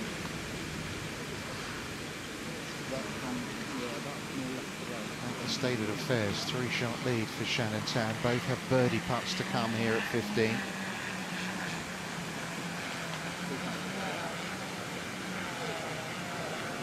For a little while it looked like Atama might be joining the party, but hasn't been able to push on this back nine. Much in this putt? There's a knuckle on the left-hand side at pin high. That will aid it from left to right at the end. And just see that there on the brown parts of the grass. So it has to go from left to right at the end.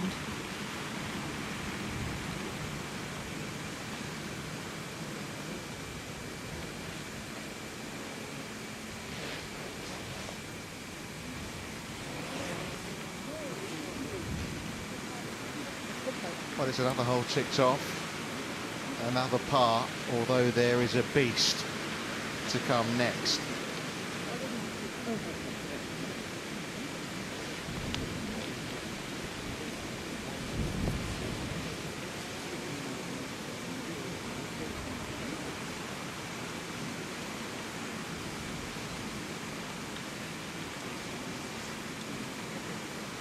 We joined this group on the 9th, didn't we? Maybe one birdie between these two since we joined them, and that was Tan's 2-putt at the par 5 11th. Something spectacular needs to start happening for Finale. And she's got it. She's got one. Yeah. Well, you said, Sophie, you want to be within 2 heading to 16. The bunker shot was the first time we saw her get a bit mad with herself. It was almost like, right, come on. And she did. She did come on there. Gripping down on this hybrid Tambellini. Uphill, back into the wind. It's actually a fairway wood. This is a long hole today, and that is a good golf shot. So players are hitting driver fairway woods into 16. To the par 3 17th, to that left flag for Guseva.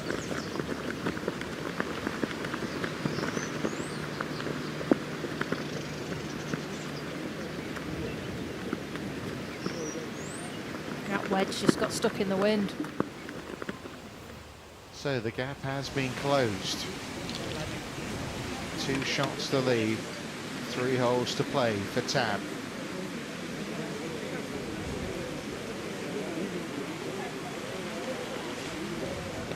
Here at that 16th, Itama. This is where you want to be.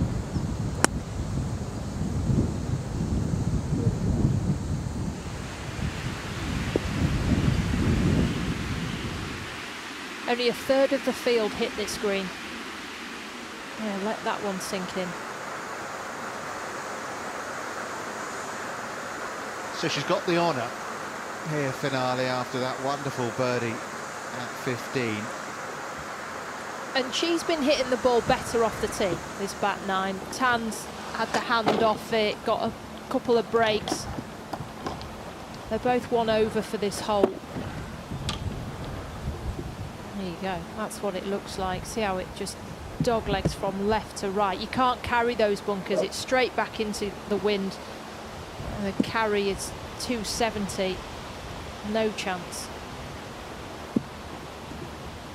So it's a 3 wood and it's down the left-hand side. And if you can find the fairway here, Sophie, a chance to really add that pressure to Tan.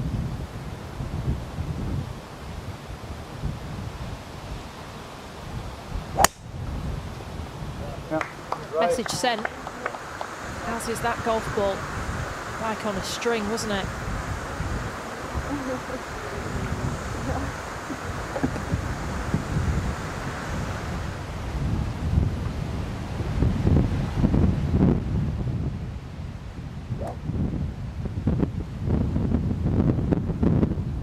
It's a high point as well, a raised tee box.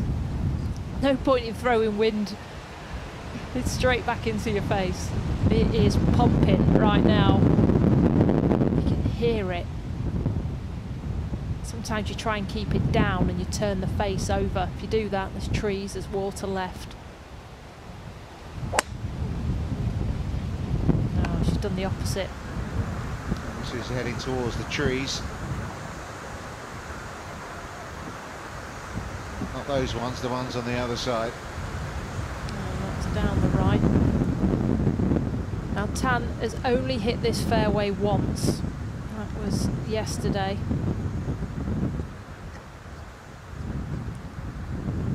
The driver won't bring the bunkers into play just because of the strength of that wind. Might bring the first short right one in, but she's been hitting spinny tee shots. I don't want a spinny one now. I do want to find the fairway though.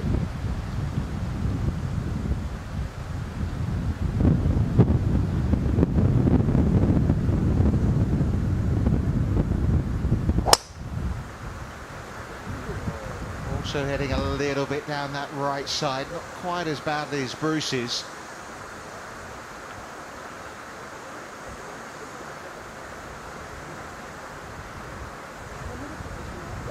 That bunker is 220 yards away with the adjustment of the downslope.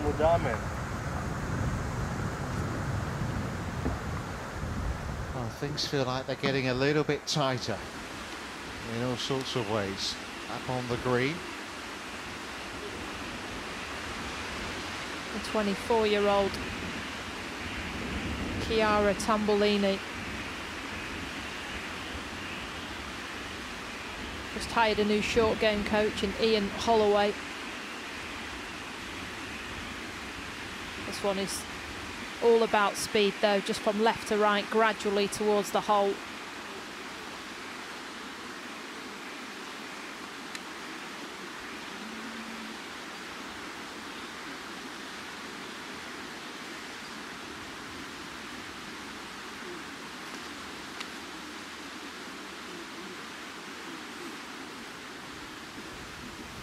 Oh, a long birdie putt coming up here for Guseva.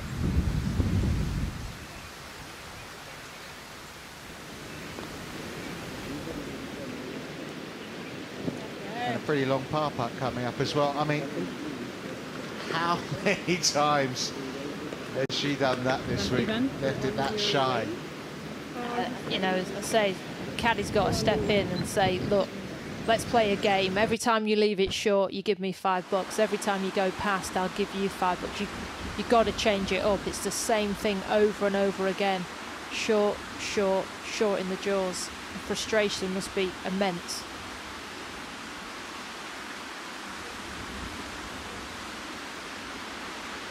Just outside the top 10 at 2 under.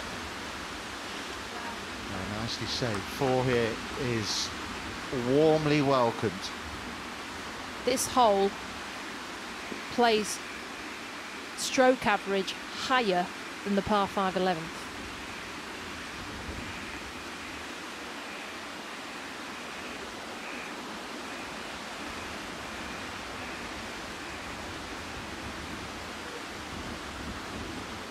Well, that's back-to-back bogeys.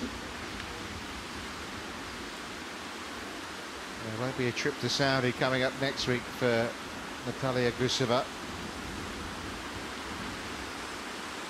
Tama, she could be booking her seat on the flight right now if this one drops. Well, you feel like now it's between her and Tambellini. One shot between them. Oh, not anymore, there isn't. Tambellini's ball marker just behind her there, so she's in for 5. Put to par for to come. If that goes in, they're level, 2 to play.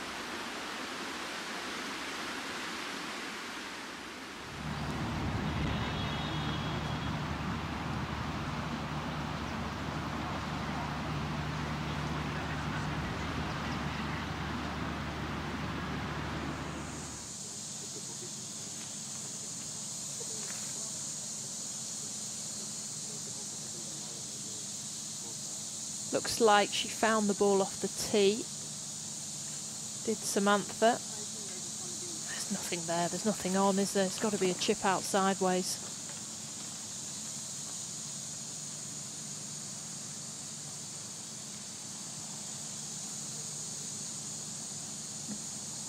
Need to chip it to the 2nd and 3rd bunker. That avoids the palm trees down the right-hand side.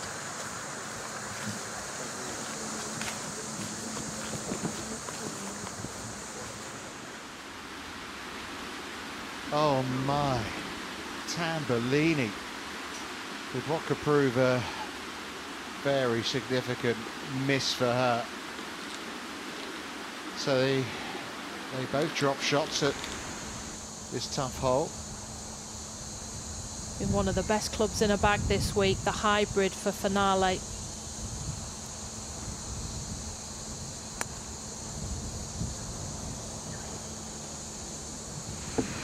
Come on. Jumped over the bunker, it's managed to get pin high. Yeah, it's not a bad spot to be. Now, whereabouts is Shannon Tan?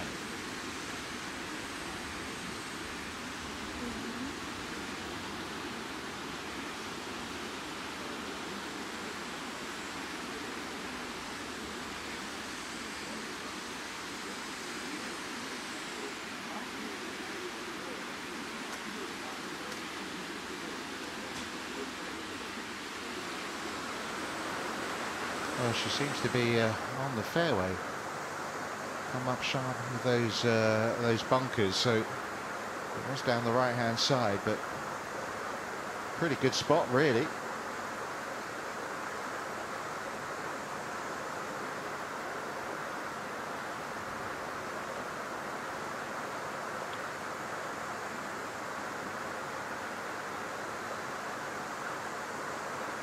$170 yards with the adjustment of the upslope. Tan will be taking a head cover off.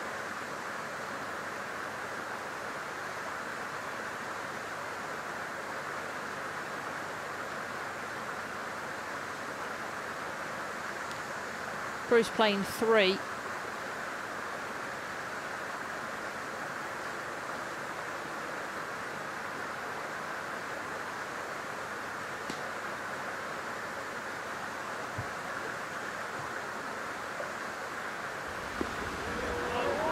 Nearly made birdie.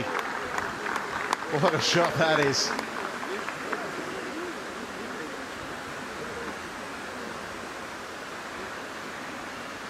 The noise of that iron. Fizzed. Yeah, she's some striker by the looks of it. Samantha Bruce. What Tan would give for some of that. Well, Tan couldn't have placed the tee shot any better. She's as close as she can get without taking it over those bunkers, those cross bunkers. 170. Form of hybrid. Suggests it's playing about 200 yards this. Baby fade, middle of the green.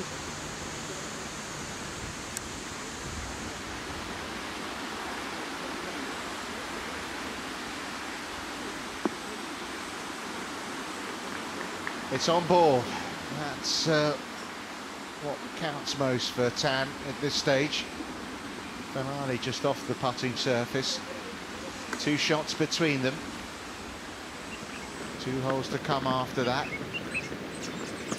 Has to compose herself here, Tambellini, off the back of a 3-putt. Needs to go pin seeking.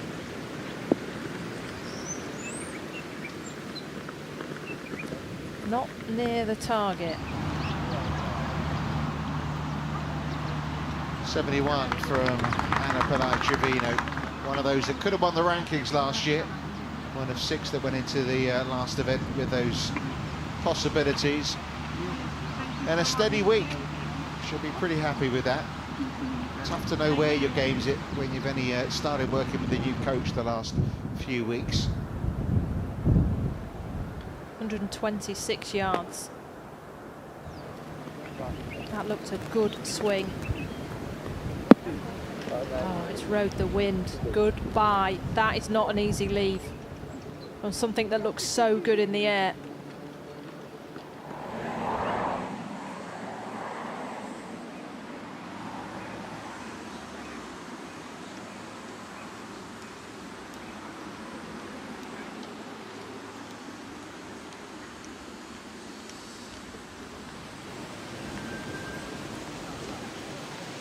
Well, she looks calm enough, Shannon Tan.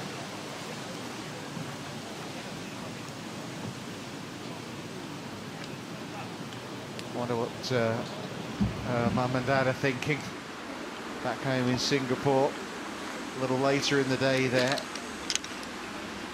Well, her father was the one that got her into golf age 5. She was playing 9 holes at night as a youngster and now basically plays every day. What 19-year-old wouldn't want to do that? Got the putter out here, Finale.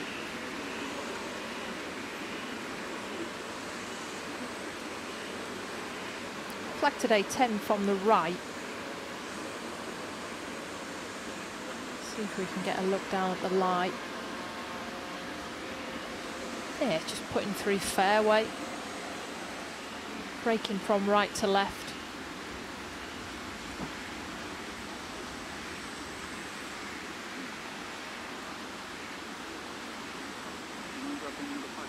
Didn't have enough gas on it. That was another opportunity to stick one in close, at least have it go round the hole and make Shannon Tan interested. Now it's, you know, 6-7 feet for par.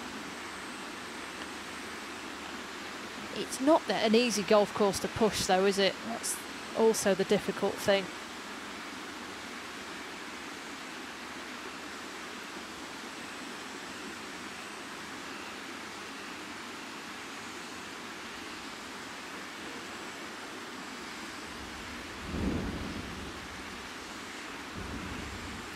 Mentioned before, just 28% of the field have hit this in regulation.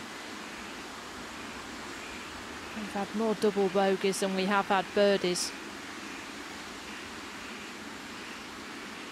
Well, Tan is one of those that has found the green in 2.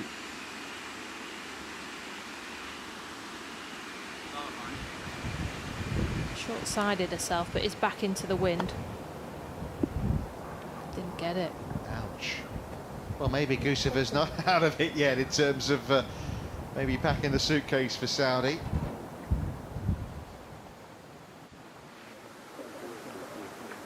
Now this is a putt that she wants to just knock in tight, walk on to the next. Especially because we've just seen 2 putts missed on here. There's obviously a little bit going on around the hole. It's left to right. It's maybe not far off the ball marker of Bruce, actually.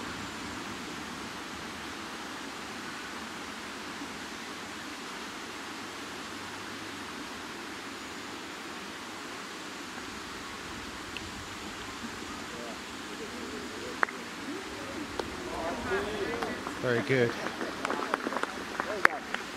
Such a composed performance when you think that she was tied for the lead heading into this final round.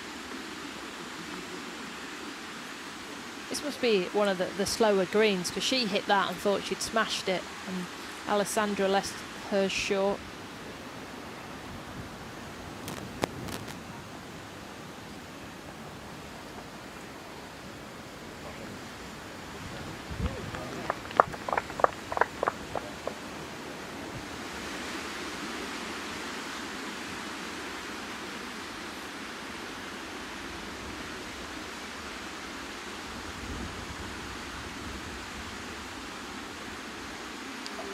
Well, the birdie at 15 raised hopes and expectations, and then the blow of a bogey at 16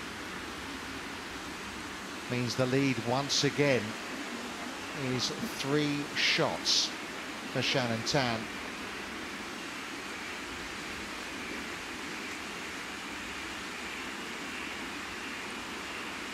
She's let her off.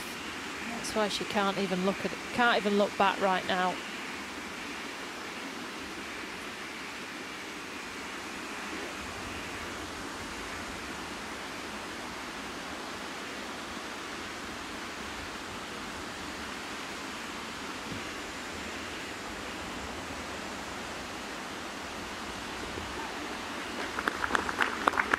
Excellent fall, really is.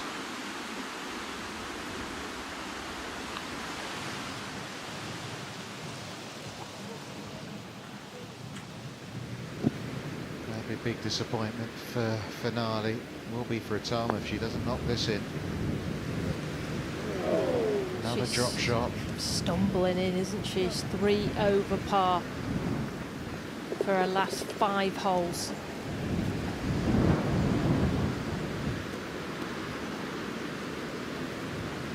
And these players are aware, aren't they, of the 2 spots that are open for the Drip 2 Riyadh Golf Club next week? Talk of the range, those 2 spots getting into the $5 million Saudi Ladies International next week. 3 shots to the lead. Shannon Tan, 2 holes to play at this magical Kenya Ladies Open.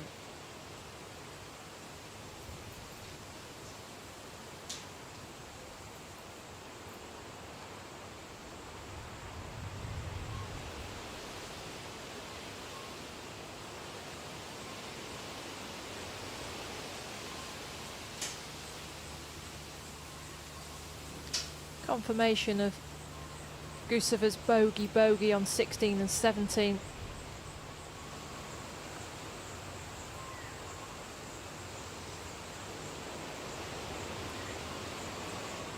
So Utama has made bogey. Don't want the same thing to happen again for Kiara here.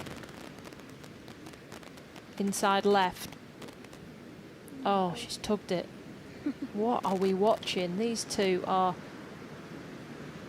just worse than stumbling, falling over themselves to give each other the spot for next week. Well, not only that, they may be costing themselves some money and ranking points as well.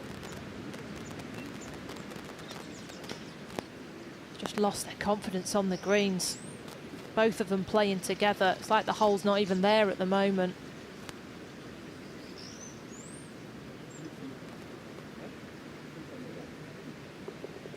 So she's back to 4 under. Utama at 5 under.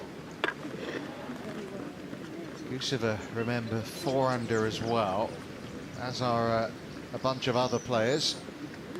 Our giraffe friends have come to watch a little bit of the action down this closing stretch. Well, the players have been watching them all week. They're thinking, well, I'll come and watch you. Miss Green on 18.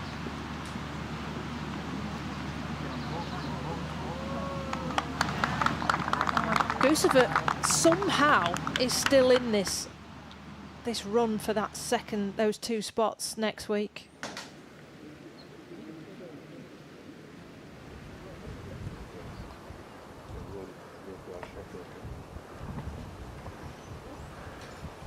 She probably won't think she is, though. Finale just about still in this hunt for the title as well.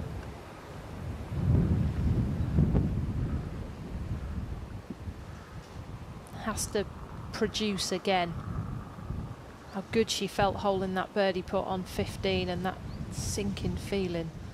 Bogey in 16. Apologies for the picture breakup. That's Bruce, just with a wedge.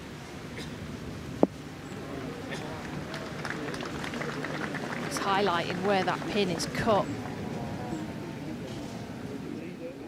The saddle that runs through this green. Alright. I'll say we're coming down on something, right? Okay. He's going to ask her to play away from a pin again. That's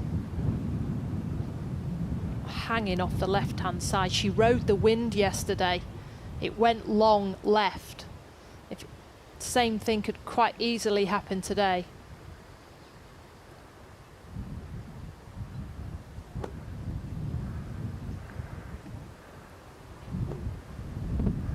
Just a short iron.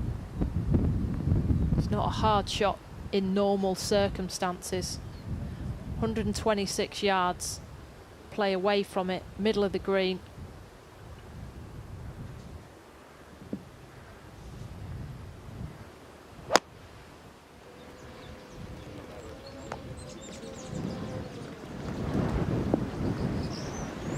That's fine. 40 feet right of it.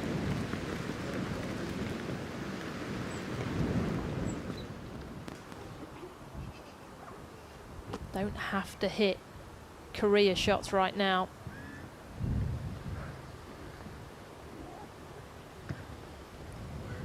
Whereas for finale, it needs to be something at the flag.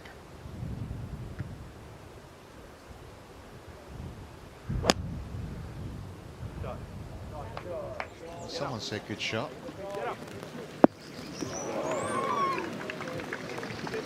She went for it. You got to hand it to her. Went flag hunting. Half a club too long.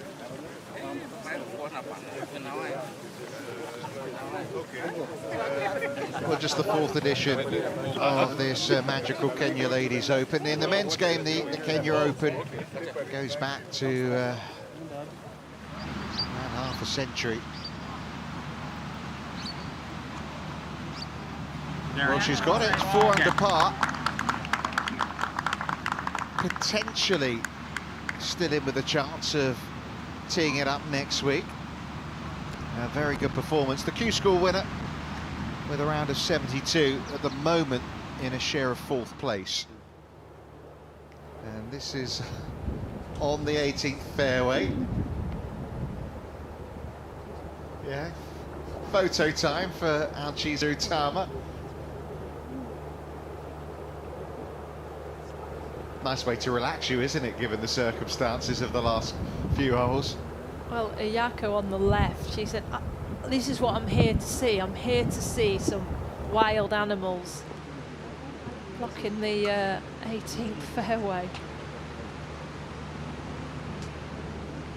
Yeah, just to remind you, it's a wildlife sanctuary here. Animals rescued from drought, from human conflict. We've got Cha, which means hill, rescued from the Sambu area. We got Valentine, who was rescued on Valentine's name, and there's another giraffe as well, which you can't see at the moment, Kapoi. He's obviously not found the fairway, he's in the rough.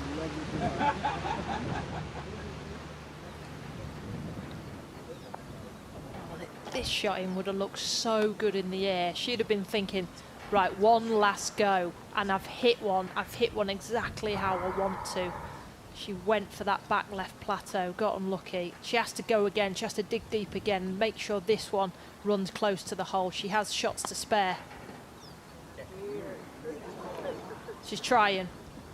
Had a look. Out of her hands now, you feel.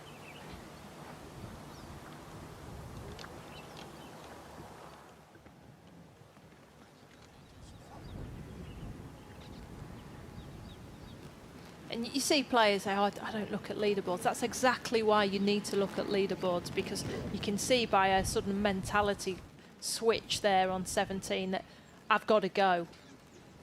That bogey on 16 just made her have to do something. Couldn't play away from flags anymore.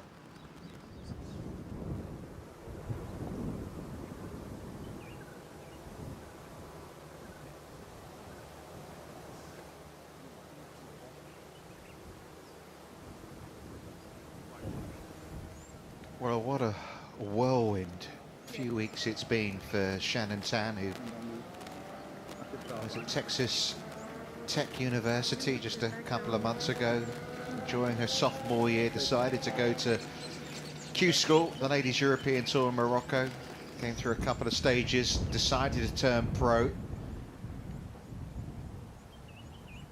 Couple of events in Australia where she played very well, and then a debut on the Ladies European Tour, and here she is on the precipice of a breakthrough win.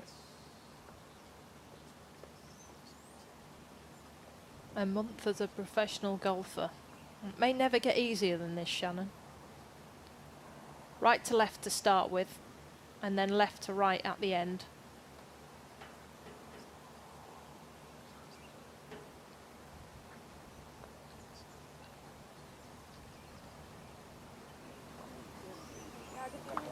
Nicely judged.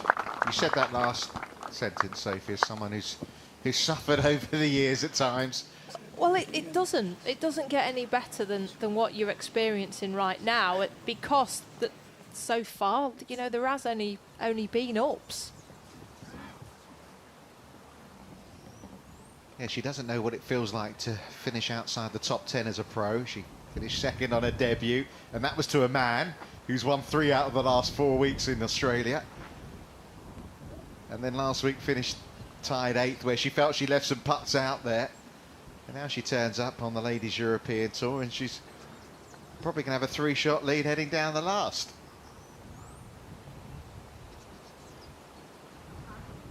I'll tell you, 3 shots and 2 shots leads.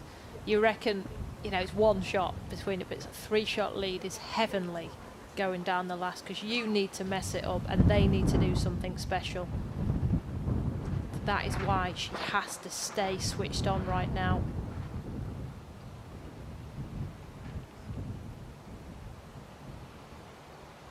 It feels like she's still got 1 awkward shot to come, that tee shot at 18. Find the fairway there and you feel like, okay.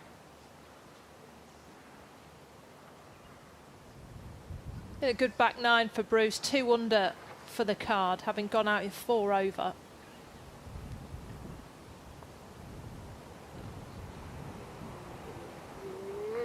Hafid, her caddy, he read it well. Just didn't hit it hard enough.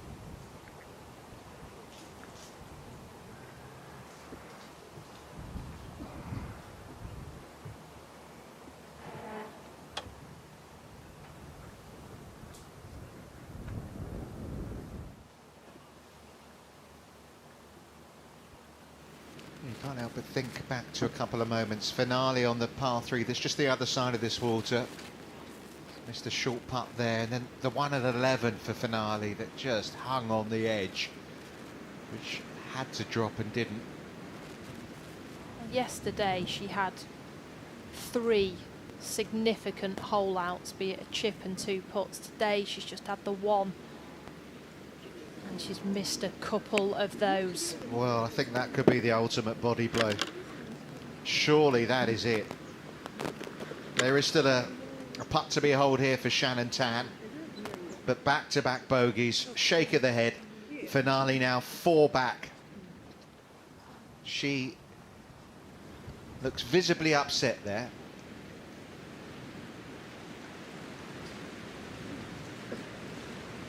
She wasn't hanging around to watch the action. No, you want to make them earn it. Shannon Tan's played great. She's 3 under par, but like you said, that there was some chances in there. And now Finale's kind of disappointed with her own play because she's slipped to 1 over par for the round, and that's not what she was aiming to do. It needed to be under par today.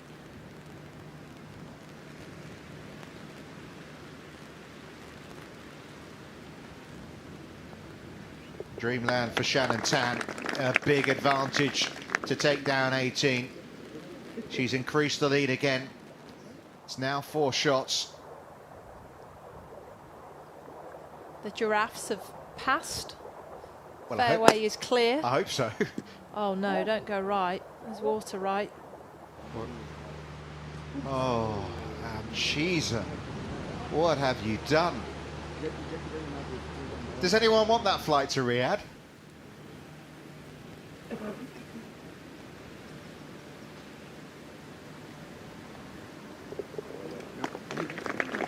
We could have some working out to do if they all tie on 4 under. We'll come back to that in a moment. Tambellini, one of those still in the chase for that second spot. Was left off this tee box yesterday. That could be behind a tree, you know, down the left. So 1 left, 1 right, 1 wet, 1 dry. Well, you never say never, but I think we know fairly confidently where the destiny of that trophy's heading, as long as Shannon Tan doesn't do what Anchisa Tam has just done down at 18. 4 shots her advantage down the final hole.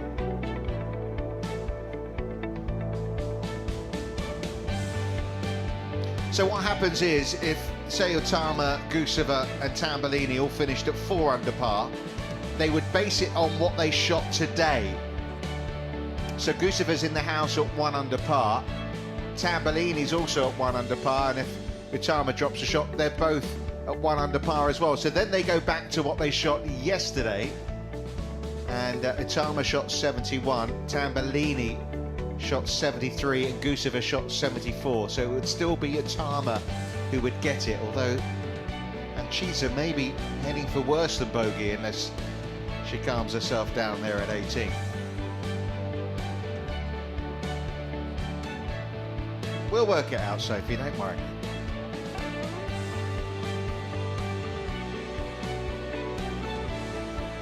Good rounds today by Lisa Pettersson and Patricia Schmidt.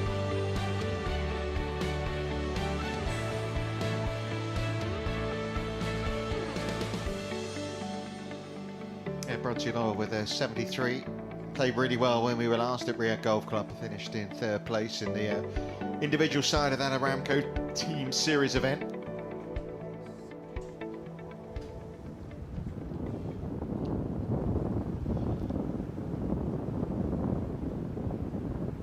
Not for the faint-hearted, this one. Thankfully the wind is from right to left.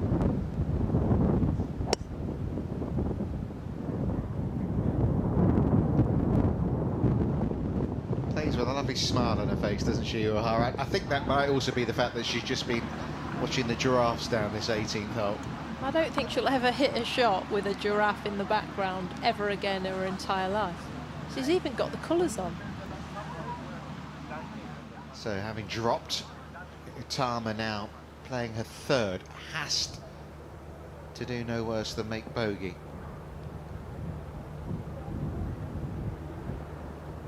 At least she's playing up the green. You see this to this back right flag. She can pitch it 10 short of the flag. It can release down to the hole.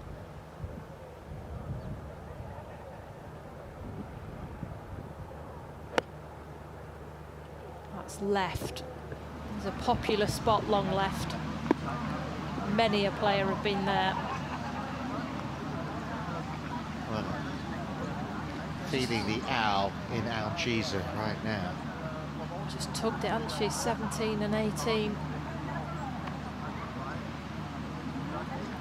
Well, Tambellini's missed those short putts at 16 and 17 and somehow still in the hunt to have a really good finish. Needs birdie though, doesn't she? Not necessarily. Has to make at least par. She's not behind the trees. It's a long drive, you know. It's inside 100 yards to the front. Flag back right. She can really play down this green. Hope for a hair of release from the rough.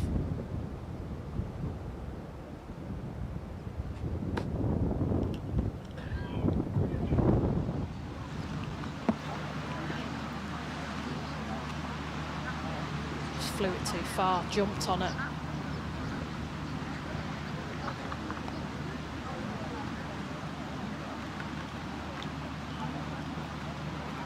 So the fairway clear for the final group. Nice crowd on this Baobab course for this final group. Opt in for 3 wood, because if she hits driver it pinches in at 260 and that's will be the landing number for Bruce.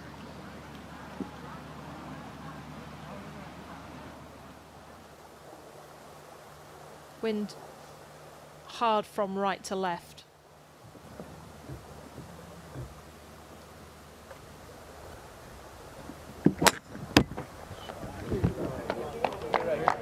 Well, the yardage book fell out of the back pocket. Now she's down that left side, caught a tree.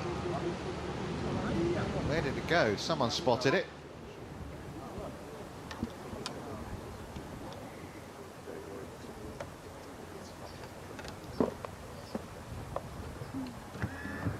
Well, one of the strengths, she's got plenty of others, is how she finds fairways, although hasn't necessarily come to the fore down this back nine. I suppose anywhere but right, really.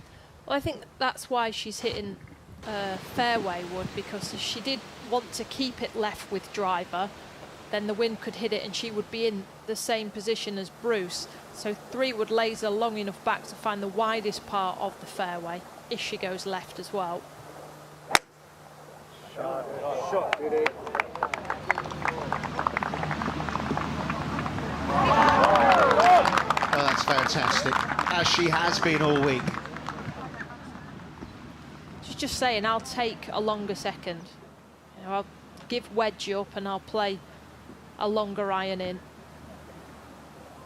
order to be on dry land. Finale now 4 back.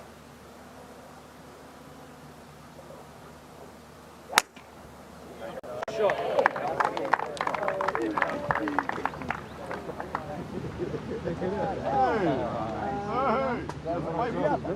She's found the fairway, but devastated by those drop shots. Finale in the last couple of holes. Well, what a setting it's been.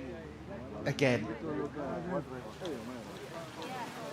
the Ladies European Tour starting in Africa. We welcome some new nationalities along. Long bunker shot here for Uehara. That is spectacular.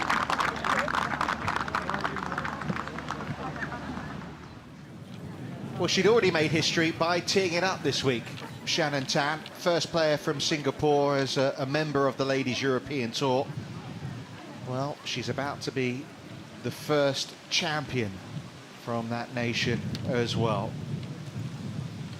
All sorts of records for Shannon Tan. Still only 19 years of age. It's a nation that's hosted some great golf tournaments over the years, but not necessarily produced that many great golfers.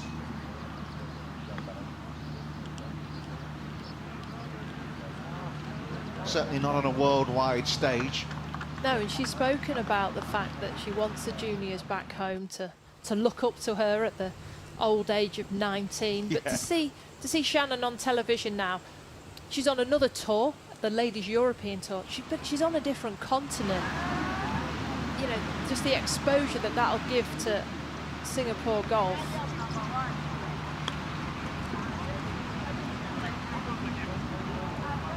Nothing is close enough on the green for Chiara at the moment, having missed 2 putts inside 3 feet in a row. She's left herself another one. Yeah, and I'm just thinking of Shannon Tan. I'm not 100% sure about this, but I think the only other player from Singapore that's won a European Tour event is Mardan Mamak, who won the Singapore Masters, which was an Asian Tour, European Tour co-sanction event, won that on home soil, but she's doing it here in Africa as well. It's got to be up there with one of the big moments in Singapore golf, this. But there's another little sideshow that's going on. The race to get to Riyadh. Left to right birdie putt. This gets you there. This books your ticket. Found the water off the tee. Keep this one on the left edge. And you're playing next week.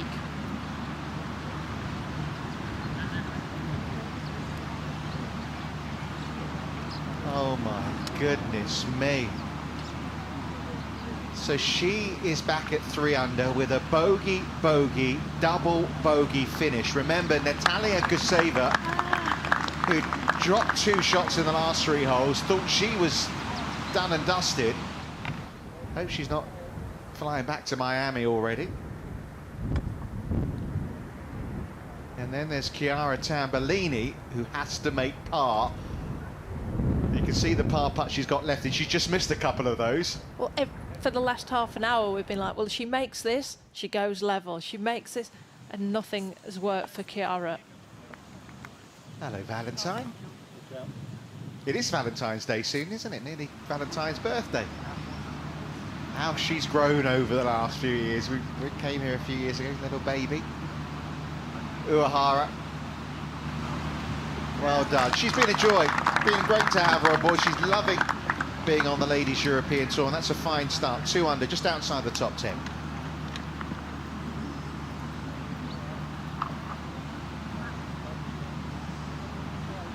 Reminds me, I need to get a card sorted out.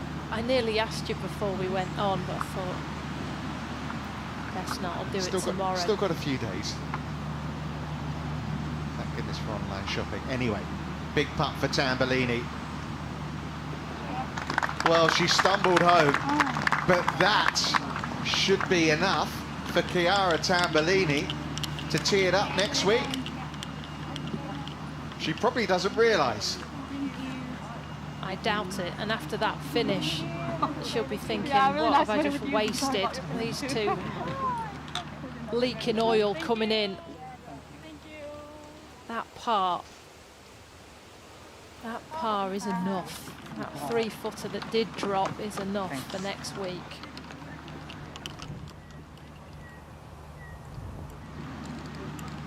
I opted to lay back here. She wanted to find the fairway, she wanted to take the trouble left and right out of play. And it'll be the same type of feeling with this shot in here. This is just all about middle of the green. In between the television tower and the flag, there's a sign. One final swing.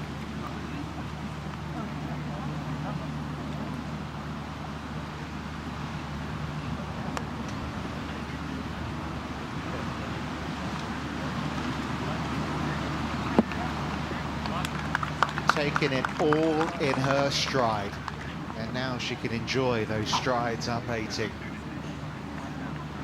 Who knows what the rest of her professional career will bring, but there will always be Kenya. She's cruised, doesn't she? Every place that you would want her to hit it on this golf course, she's done that. Plotted her way around. Finale will finish second. And will have learned so much about herself. That short putt that she missed on 8. She'll look back on these last 2 hours. And if you're feeling a little down, I mean, you do look at those and some bad thoughts do disappear for a little while at least. They are majestic creatures, aren't they?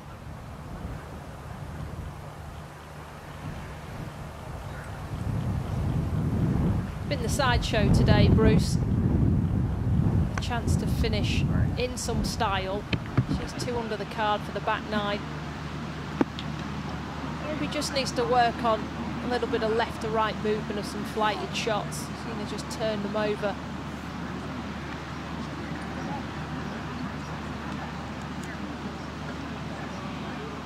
Well, it's a long way from Singapore to the region of Kilifi in Kenya. Shannon Tan, moments away from becoming a winner.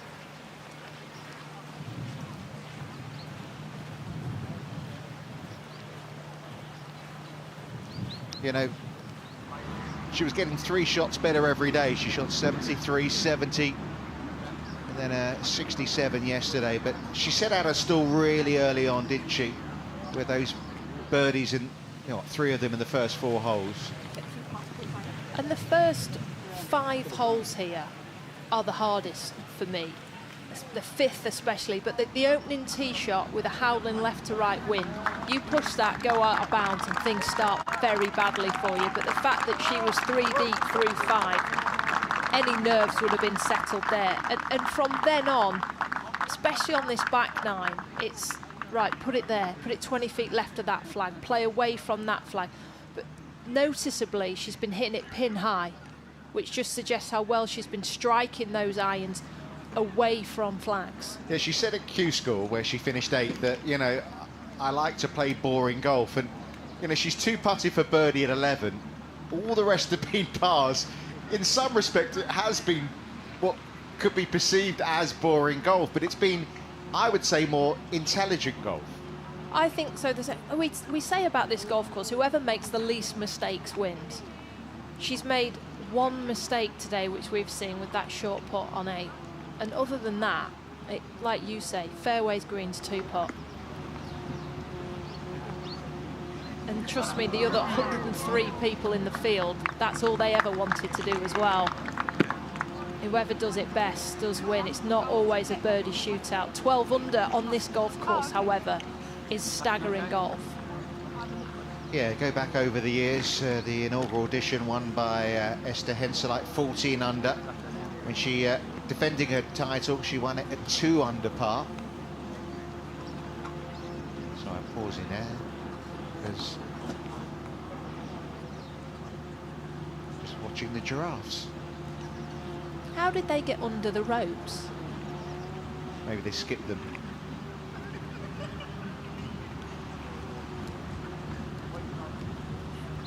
Oh, a double breaker left, 30 feet. Go left early, come back at the end.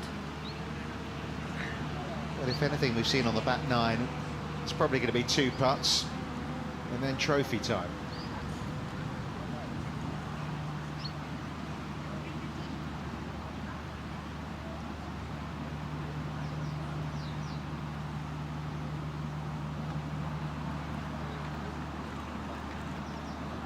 It's bobbled.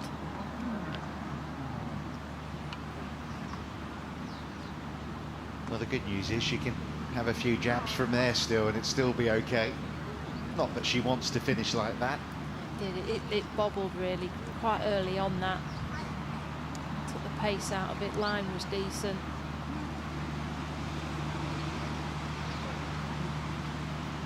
Now come on, Alessandra. Be nice for her just to finish on a high. So much positivity to take from this week. She's been up there all week long. Hold a beauty of a birdie on 18 yesterday.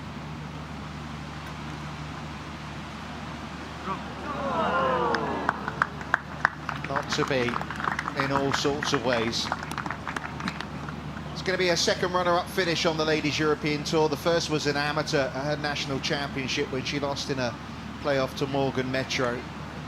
And now here in the opening event of the 2024 season. She's saying to Shannon, I'll finish that one off first before you have your go. And we talked about the starts that Shannon had. Well, Samantha Bruce, she did make double bogey at the first. She was 4 over through 9. Hasn't got many starts this year. She's in the final group, such high hopes, and they were dashed. But the way she's fought back, she can take some pride in that. 2 under for her back 9.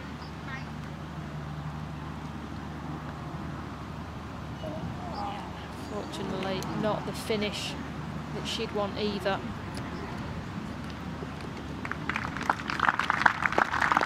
Started poorly, finished poorly today. Unlucky.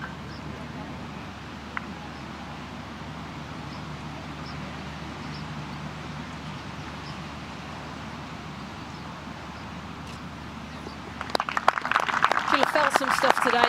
Being in this final group, she'll learn a lot from it. Second position, a great start to the season, 320 points.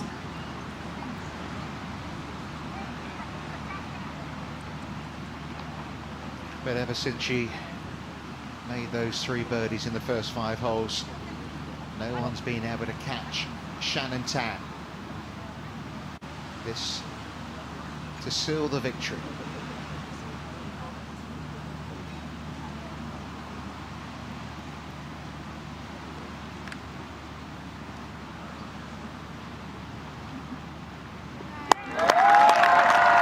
History maker, trailblazer, Ladies European Tour winner, Shannon Tan and Singapore have arrived on the LET.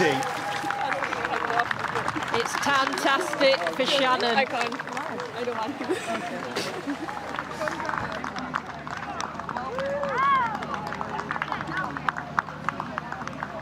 What a wonderful performance. What a dream debut on the Ladies European Tour. 1 start, 1 win. Well done, my friend. 100% record. Done like a seasoned pro. Managed it incredibly well. Well done. A little cool down from Avni Prashant, who she knows from her amateur days, which were only a few weeks ago. Turned pro a month ago.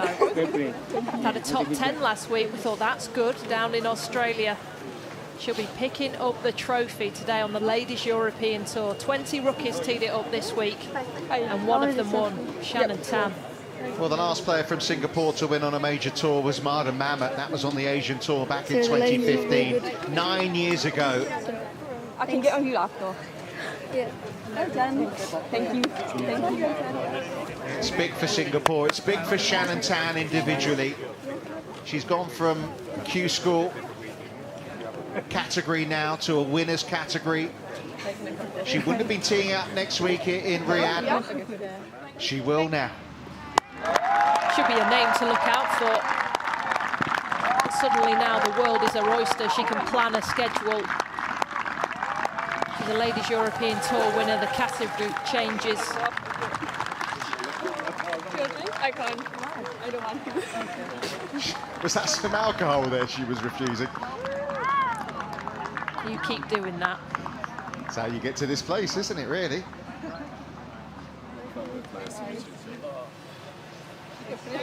Thank you. Thank you. You know, when you're new on tour, there's not that many people that you know that well, you know, especially your first week. But there were still some around, weren't there, to greet her.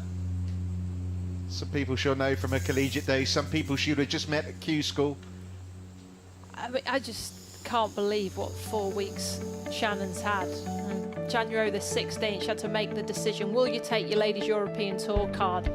Having got through at qualifying school, she decided to do that. She was in Australia.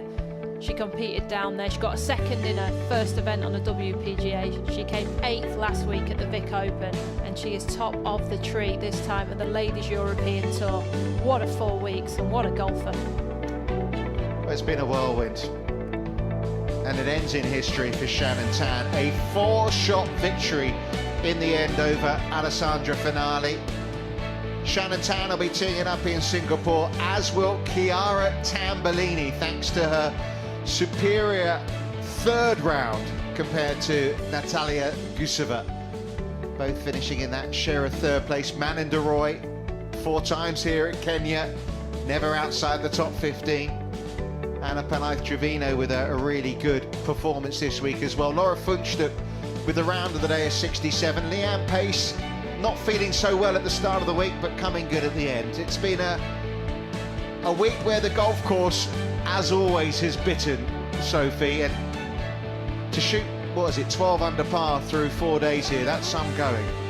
Yesterday was the day, wasn't it? She shot 6 under par, and there was some brilliance in there, some outstanding standout shots, and the highlights, you can't say there was loads today from Shannon, but there was no low lights. There was nothing that went wrong out there.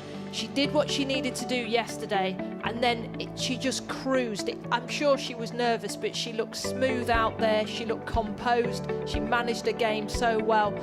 That back 9, 1 birdie, the rest pars. It was simple, boring golf.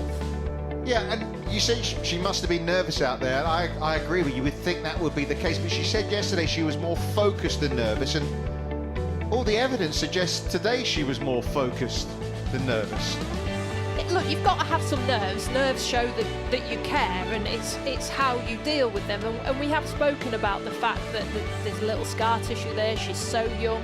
But the way she's been building over the past few months, that win down in Singapore, then to Australia, the transition to pro life has been very smooth for her. And she's just rode this wonderful wave. She looks very calm on the golf course. She just says it's just a golf shot, and that mentality of not looking at what ifs. She doesn't seem too concerned about what's going to happen to the golf ball. It looks like she's just trying to put a good swing on it, and whatever happens, happens. And, you know, a distinct lack of emotion out there because she just knows what she's doing. 11 months ago, she was playing in Team Zimmermacher as the amateur in the Aramco Team Series event in her homeland of Singapore. Texas Tech University, what was she, a rookie in that then, wasn't she? Now she's a rookie on the LET, and she's a winner week 1. She'll be missed in Texas, but she's very much welcomed on the LET. Just trying to think, has there been any other players from Texas Tech that have hit the ground running in professional life? Ludwig somebody from Sweden? I can't say his surname. Ludwig Ober. Yeah, incredible what they're doing at Texas Tech. They're finding some players, aren't they? Ludwig did pretty well at the start of his professional career as well. Sometimes you can't keep hold of them. He didn't win on his first appearance, so. He didn't. Let's look back. This is the only birdie we got to see in the final round. She made 3 in the first 5 holes, birdied 7. There were a couple of bogeys either side. This was for eagle at the 11th. Birdie this hole every day. Like I said, in terms of highlights, there's nothing that makes you go, wow, what a golf shot. But every time I was saying, right, middle of the green, keep it left of it, it was like, okay, the ball just listened. There was a bunch of holes as we watch her approach into 18 when you think on the back 9, she kept on just being within 10 feet of bunkers on the fairway. Is that luck or judgment? A bit lucky. I think she was hitting a few spinny shots out there and almost hitting not good enough to get into the bunkers. But from there on, it was fine. Look, she was straight. It wasn't like it was left or right. It was just short off the tee. And this is what she did so well all week, holding this range of putt. We did see her miss 1 at 8, but that's the only one I can really think of from what we've seen. Look, we've seen everybody miss short putts, but Shannon just looks pretty steady. She's got a nice putting stroke. But she says that's the weak part of her game, where maybe she can improve, but so steady.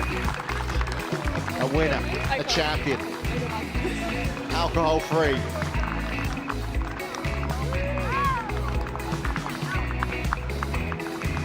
Well, we knew some new names would arrive on the Ladies European Tour in 2024, and a bunch of them have been contending for the title this week at the magical Kenya Ladies Open.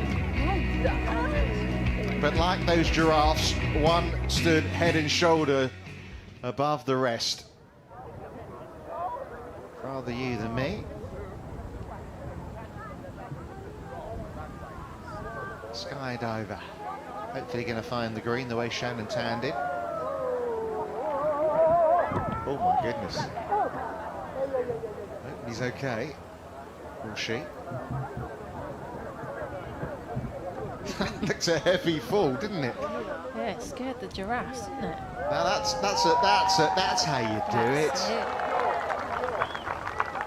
It's hard to hit this fairway 18. I hope that person's okay. Yeah, that's a little bit scary, isn't it, when you see someone come down like that?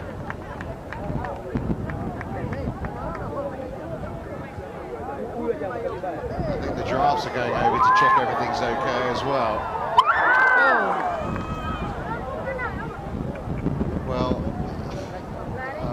yeah, I don't know what to add to that, really. Just let's hope everyone is okay.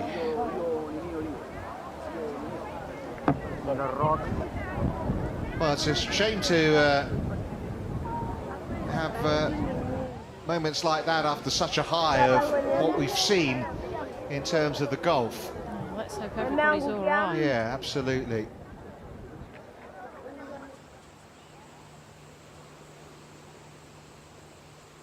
Well, disappointing way to bring things to a conclusion. Disappointing day as well, wasn't it, for Alessandra Finale ultimately. Around a 74 from her. She had her chances, and after her round today, she's been speaking with Edgar Morse. Play today, not quite to be, but nevertheless a great week overall. How do you reflect on it? As you said, it's been a very good week for me. I'm very proud of myself, honestly. I came into this week, as I said before, just to try to kind of like test my game and see where I was, so I'm very happy about it. Today, I tried it. I gave myself a chance, but my putts didn't really want to go in, so it's okay. Next week is another week, and we'll see what's going to happen the next few weeks. So. It was a story, really, wasn't it, of a few more rolls on those putts, and that could have made such a big difference to the momentum you would have got out there. Yeah, I think just a couple of more putts would have dropped, and it was going to be a lot easier for me to catch up some shots on the last holes, but it is what it is, honestly, and it probably wasn't meant to be for me, but it's fine. And you're going to gain so much experience from doing this, aren't you? I mean, what a thing to take forward to the rest of the season. Yeah.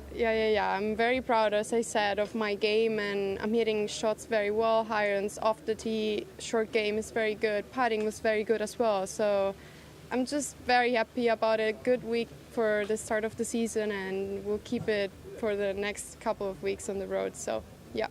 Good luck for the rest of the season. Well done. Thank you. Yeah, taking the positive, so she should, really.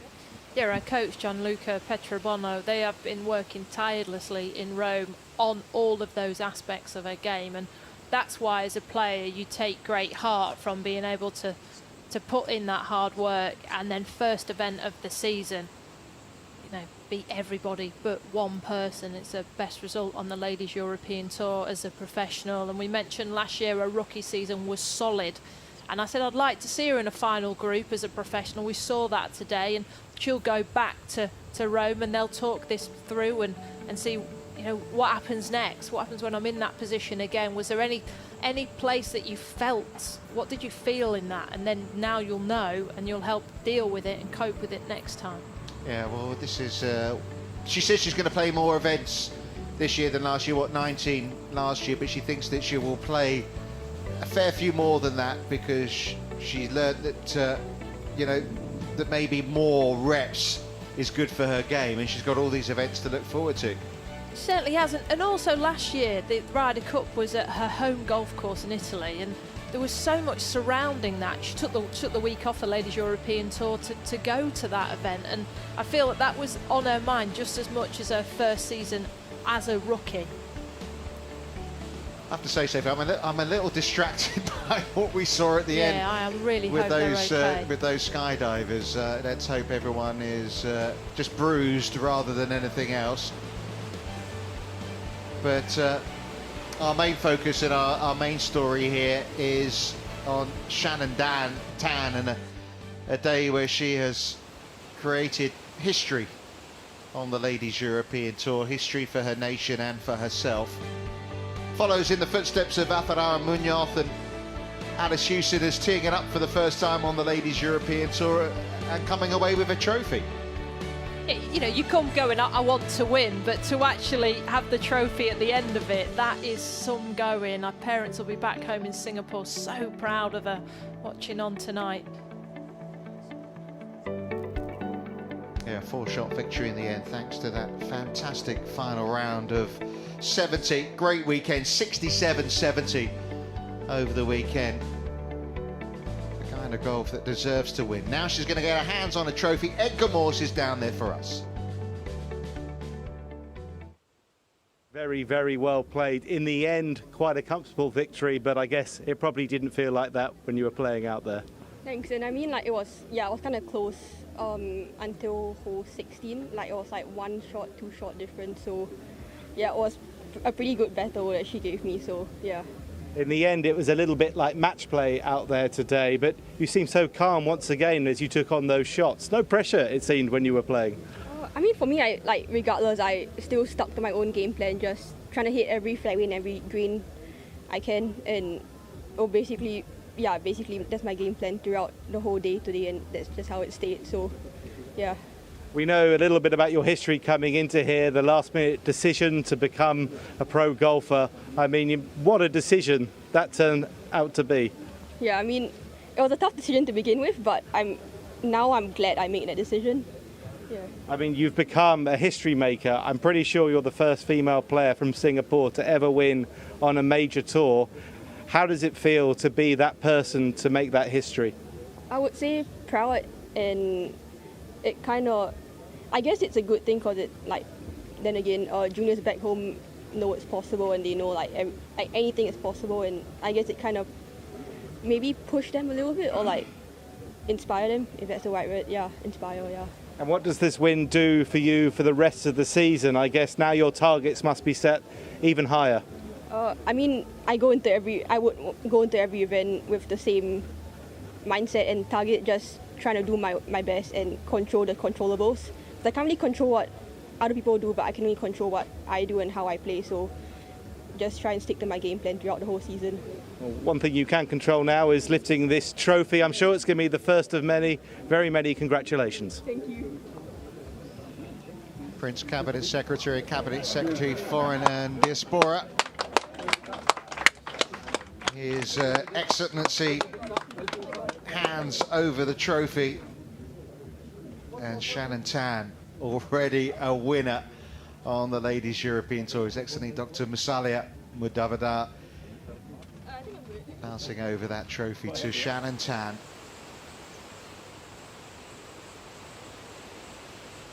She spoke like a seasoned pro in the interview.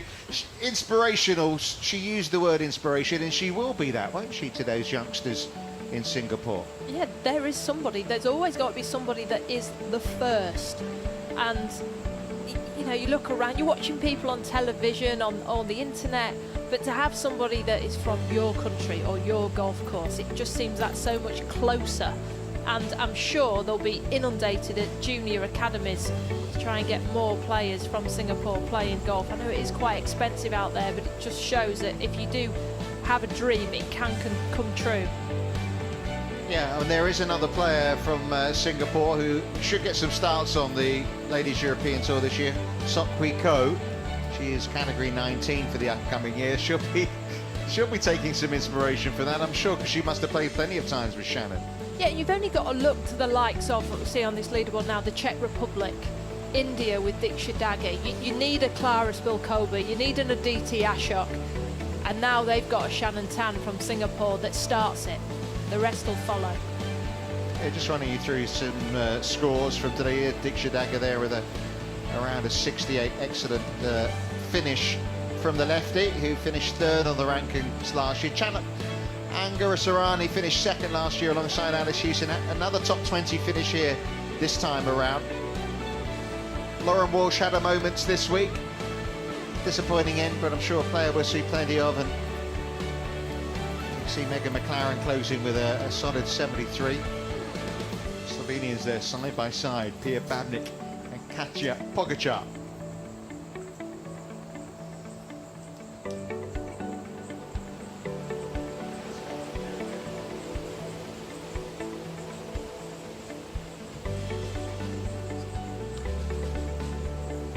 Seven players made the cut this week.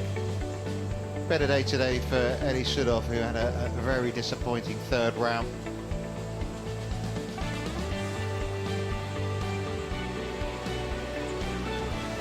Tiffany Chan from Hong Kong there, inside that top 50.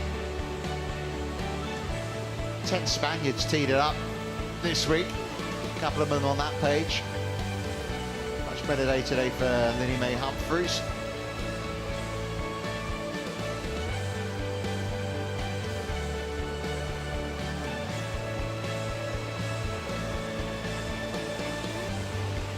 I'm sure Shannon Tan will be looking at that page of the leaderboard a few times. The phone will get busy. It's getting later in the evening in Singapore, but I think there may be one or two having some late nights to celebrate what they've just seen from one of their own. The record breaker to win by 4, cruise to victory in some style. I am excited to see what is to come from Shannon Tan. This is only the beginning. Yeah, such an impressive display. This is the first of 31 events across 5 continents on the Ladies European Tour in 2024. The 4th edition of the magical Kenya Ladies Open. 2 wins from Esther Henseleit, Aditi Ashok last year, and now history made by Singapore's finest, Shannon Tan. Congratulations to her. We'll see you next week in Saudi. From all of us here, bye-bye.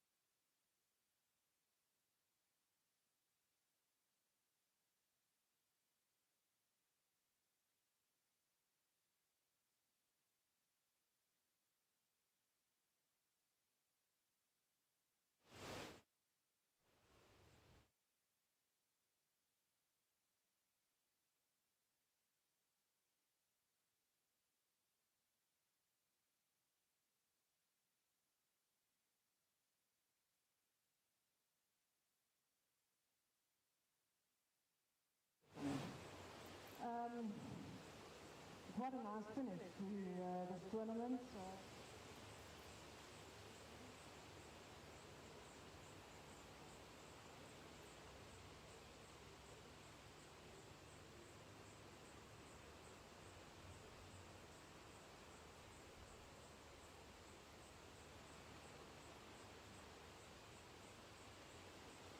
Team of 16 this week. Guys, you did a great job, and thank you very much for all your effort.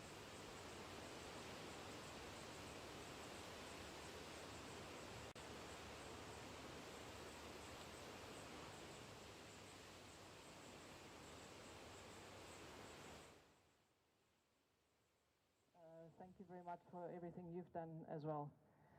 And then I just would like to say thanks to Magical Kenya, yeah, and also the greenkeeping staff this week. They were magicians with tough conditions. They managed to put the course together in good shape for us. So thank you very much, everyone, and we'll see you next year. All right, let's give it up to Polly, Director of LET. At this time, we'd like to invite the CEO of UCOM. Ladies and gentlemen, please help me welcome Dirk Glittenberg.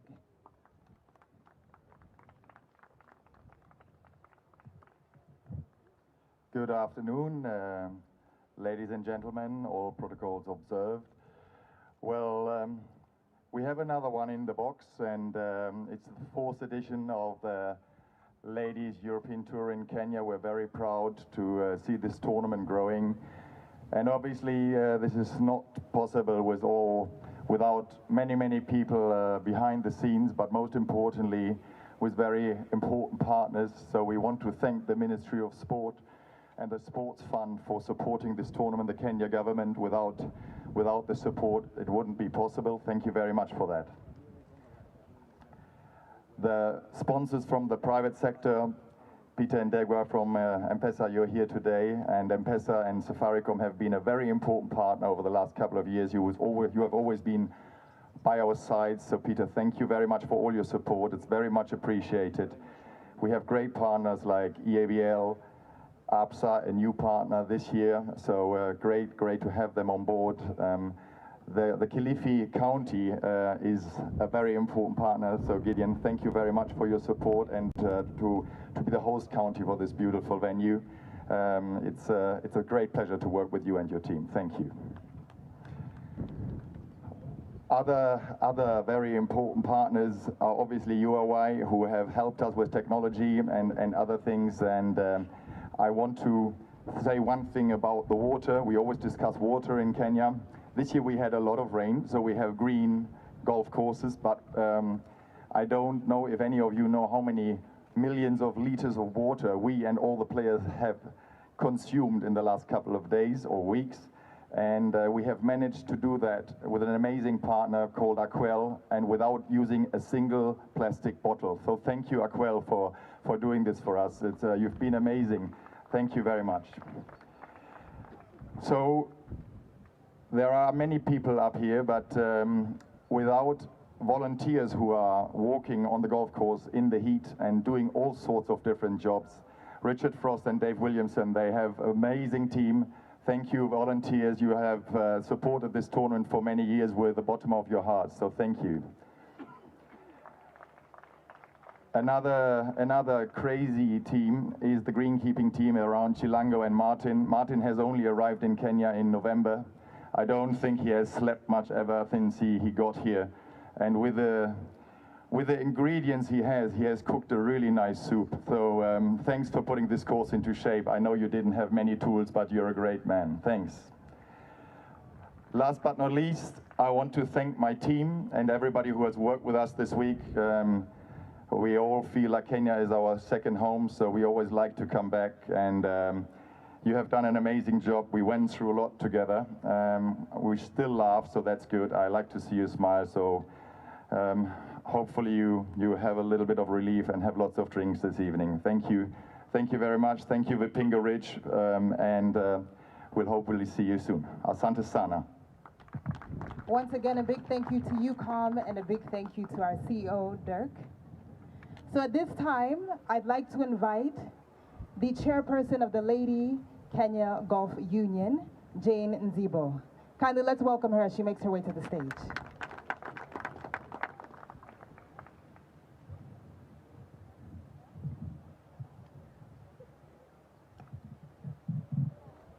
Good afternoon. All the protocols having been observed, the Kenya Ladies Golf Union, which is KLGU, and the women in the golfing community in Kenya welcomes you once again to this important event in our calendar. To the officials and golfers from outside and the great nation of our great nation, we welcome you warmly and say Karibuni Kenya.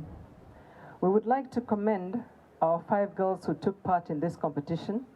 It is a good learning curve for them, and 3 of those girls are going with us to South Africa on Saturday next week to expose them to such kind of golf, and we hope they would have learned something from today to be able to carry it forward. As we move forward, the Kenya Ladies Golf Union celebrates no less than 92 years of being at the helm of ladies golf in Kenya. Since the beginning of Women Representing Body has supported clubs, society and national teams to fly the Kenyan flag high. We are proud to have achieved of the women's game, amongst other things, winning of regional and continental amateur competitions. We've had the first female owned run and golf academy run by Rose Naliaka, and now the participation in our top amateur golf competition, the Ladies European Tour event here in MKLO for the 4th year running. And I would like to say, Asante Waziri, this is the first time that a lady is addressing this function. Asante Lisana. With that, I would like to thank, especially thankful to the government from the Waziri Ministry of Youth Affairs, Creative Economy and Sports for catapulting us and women in golf through to where we are today. As you can see, the name of the ministry is different and things zimebadilika. We move forward and thank Vipingo. Vipingo has done a fantastic job, and we are very pleased to be working with you in this.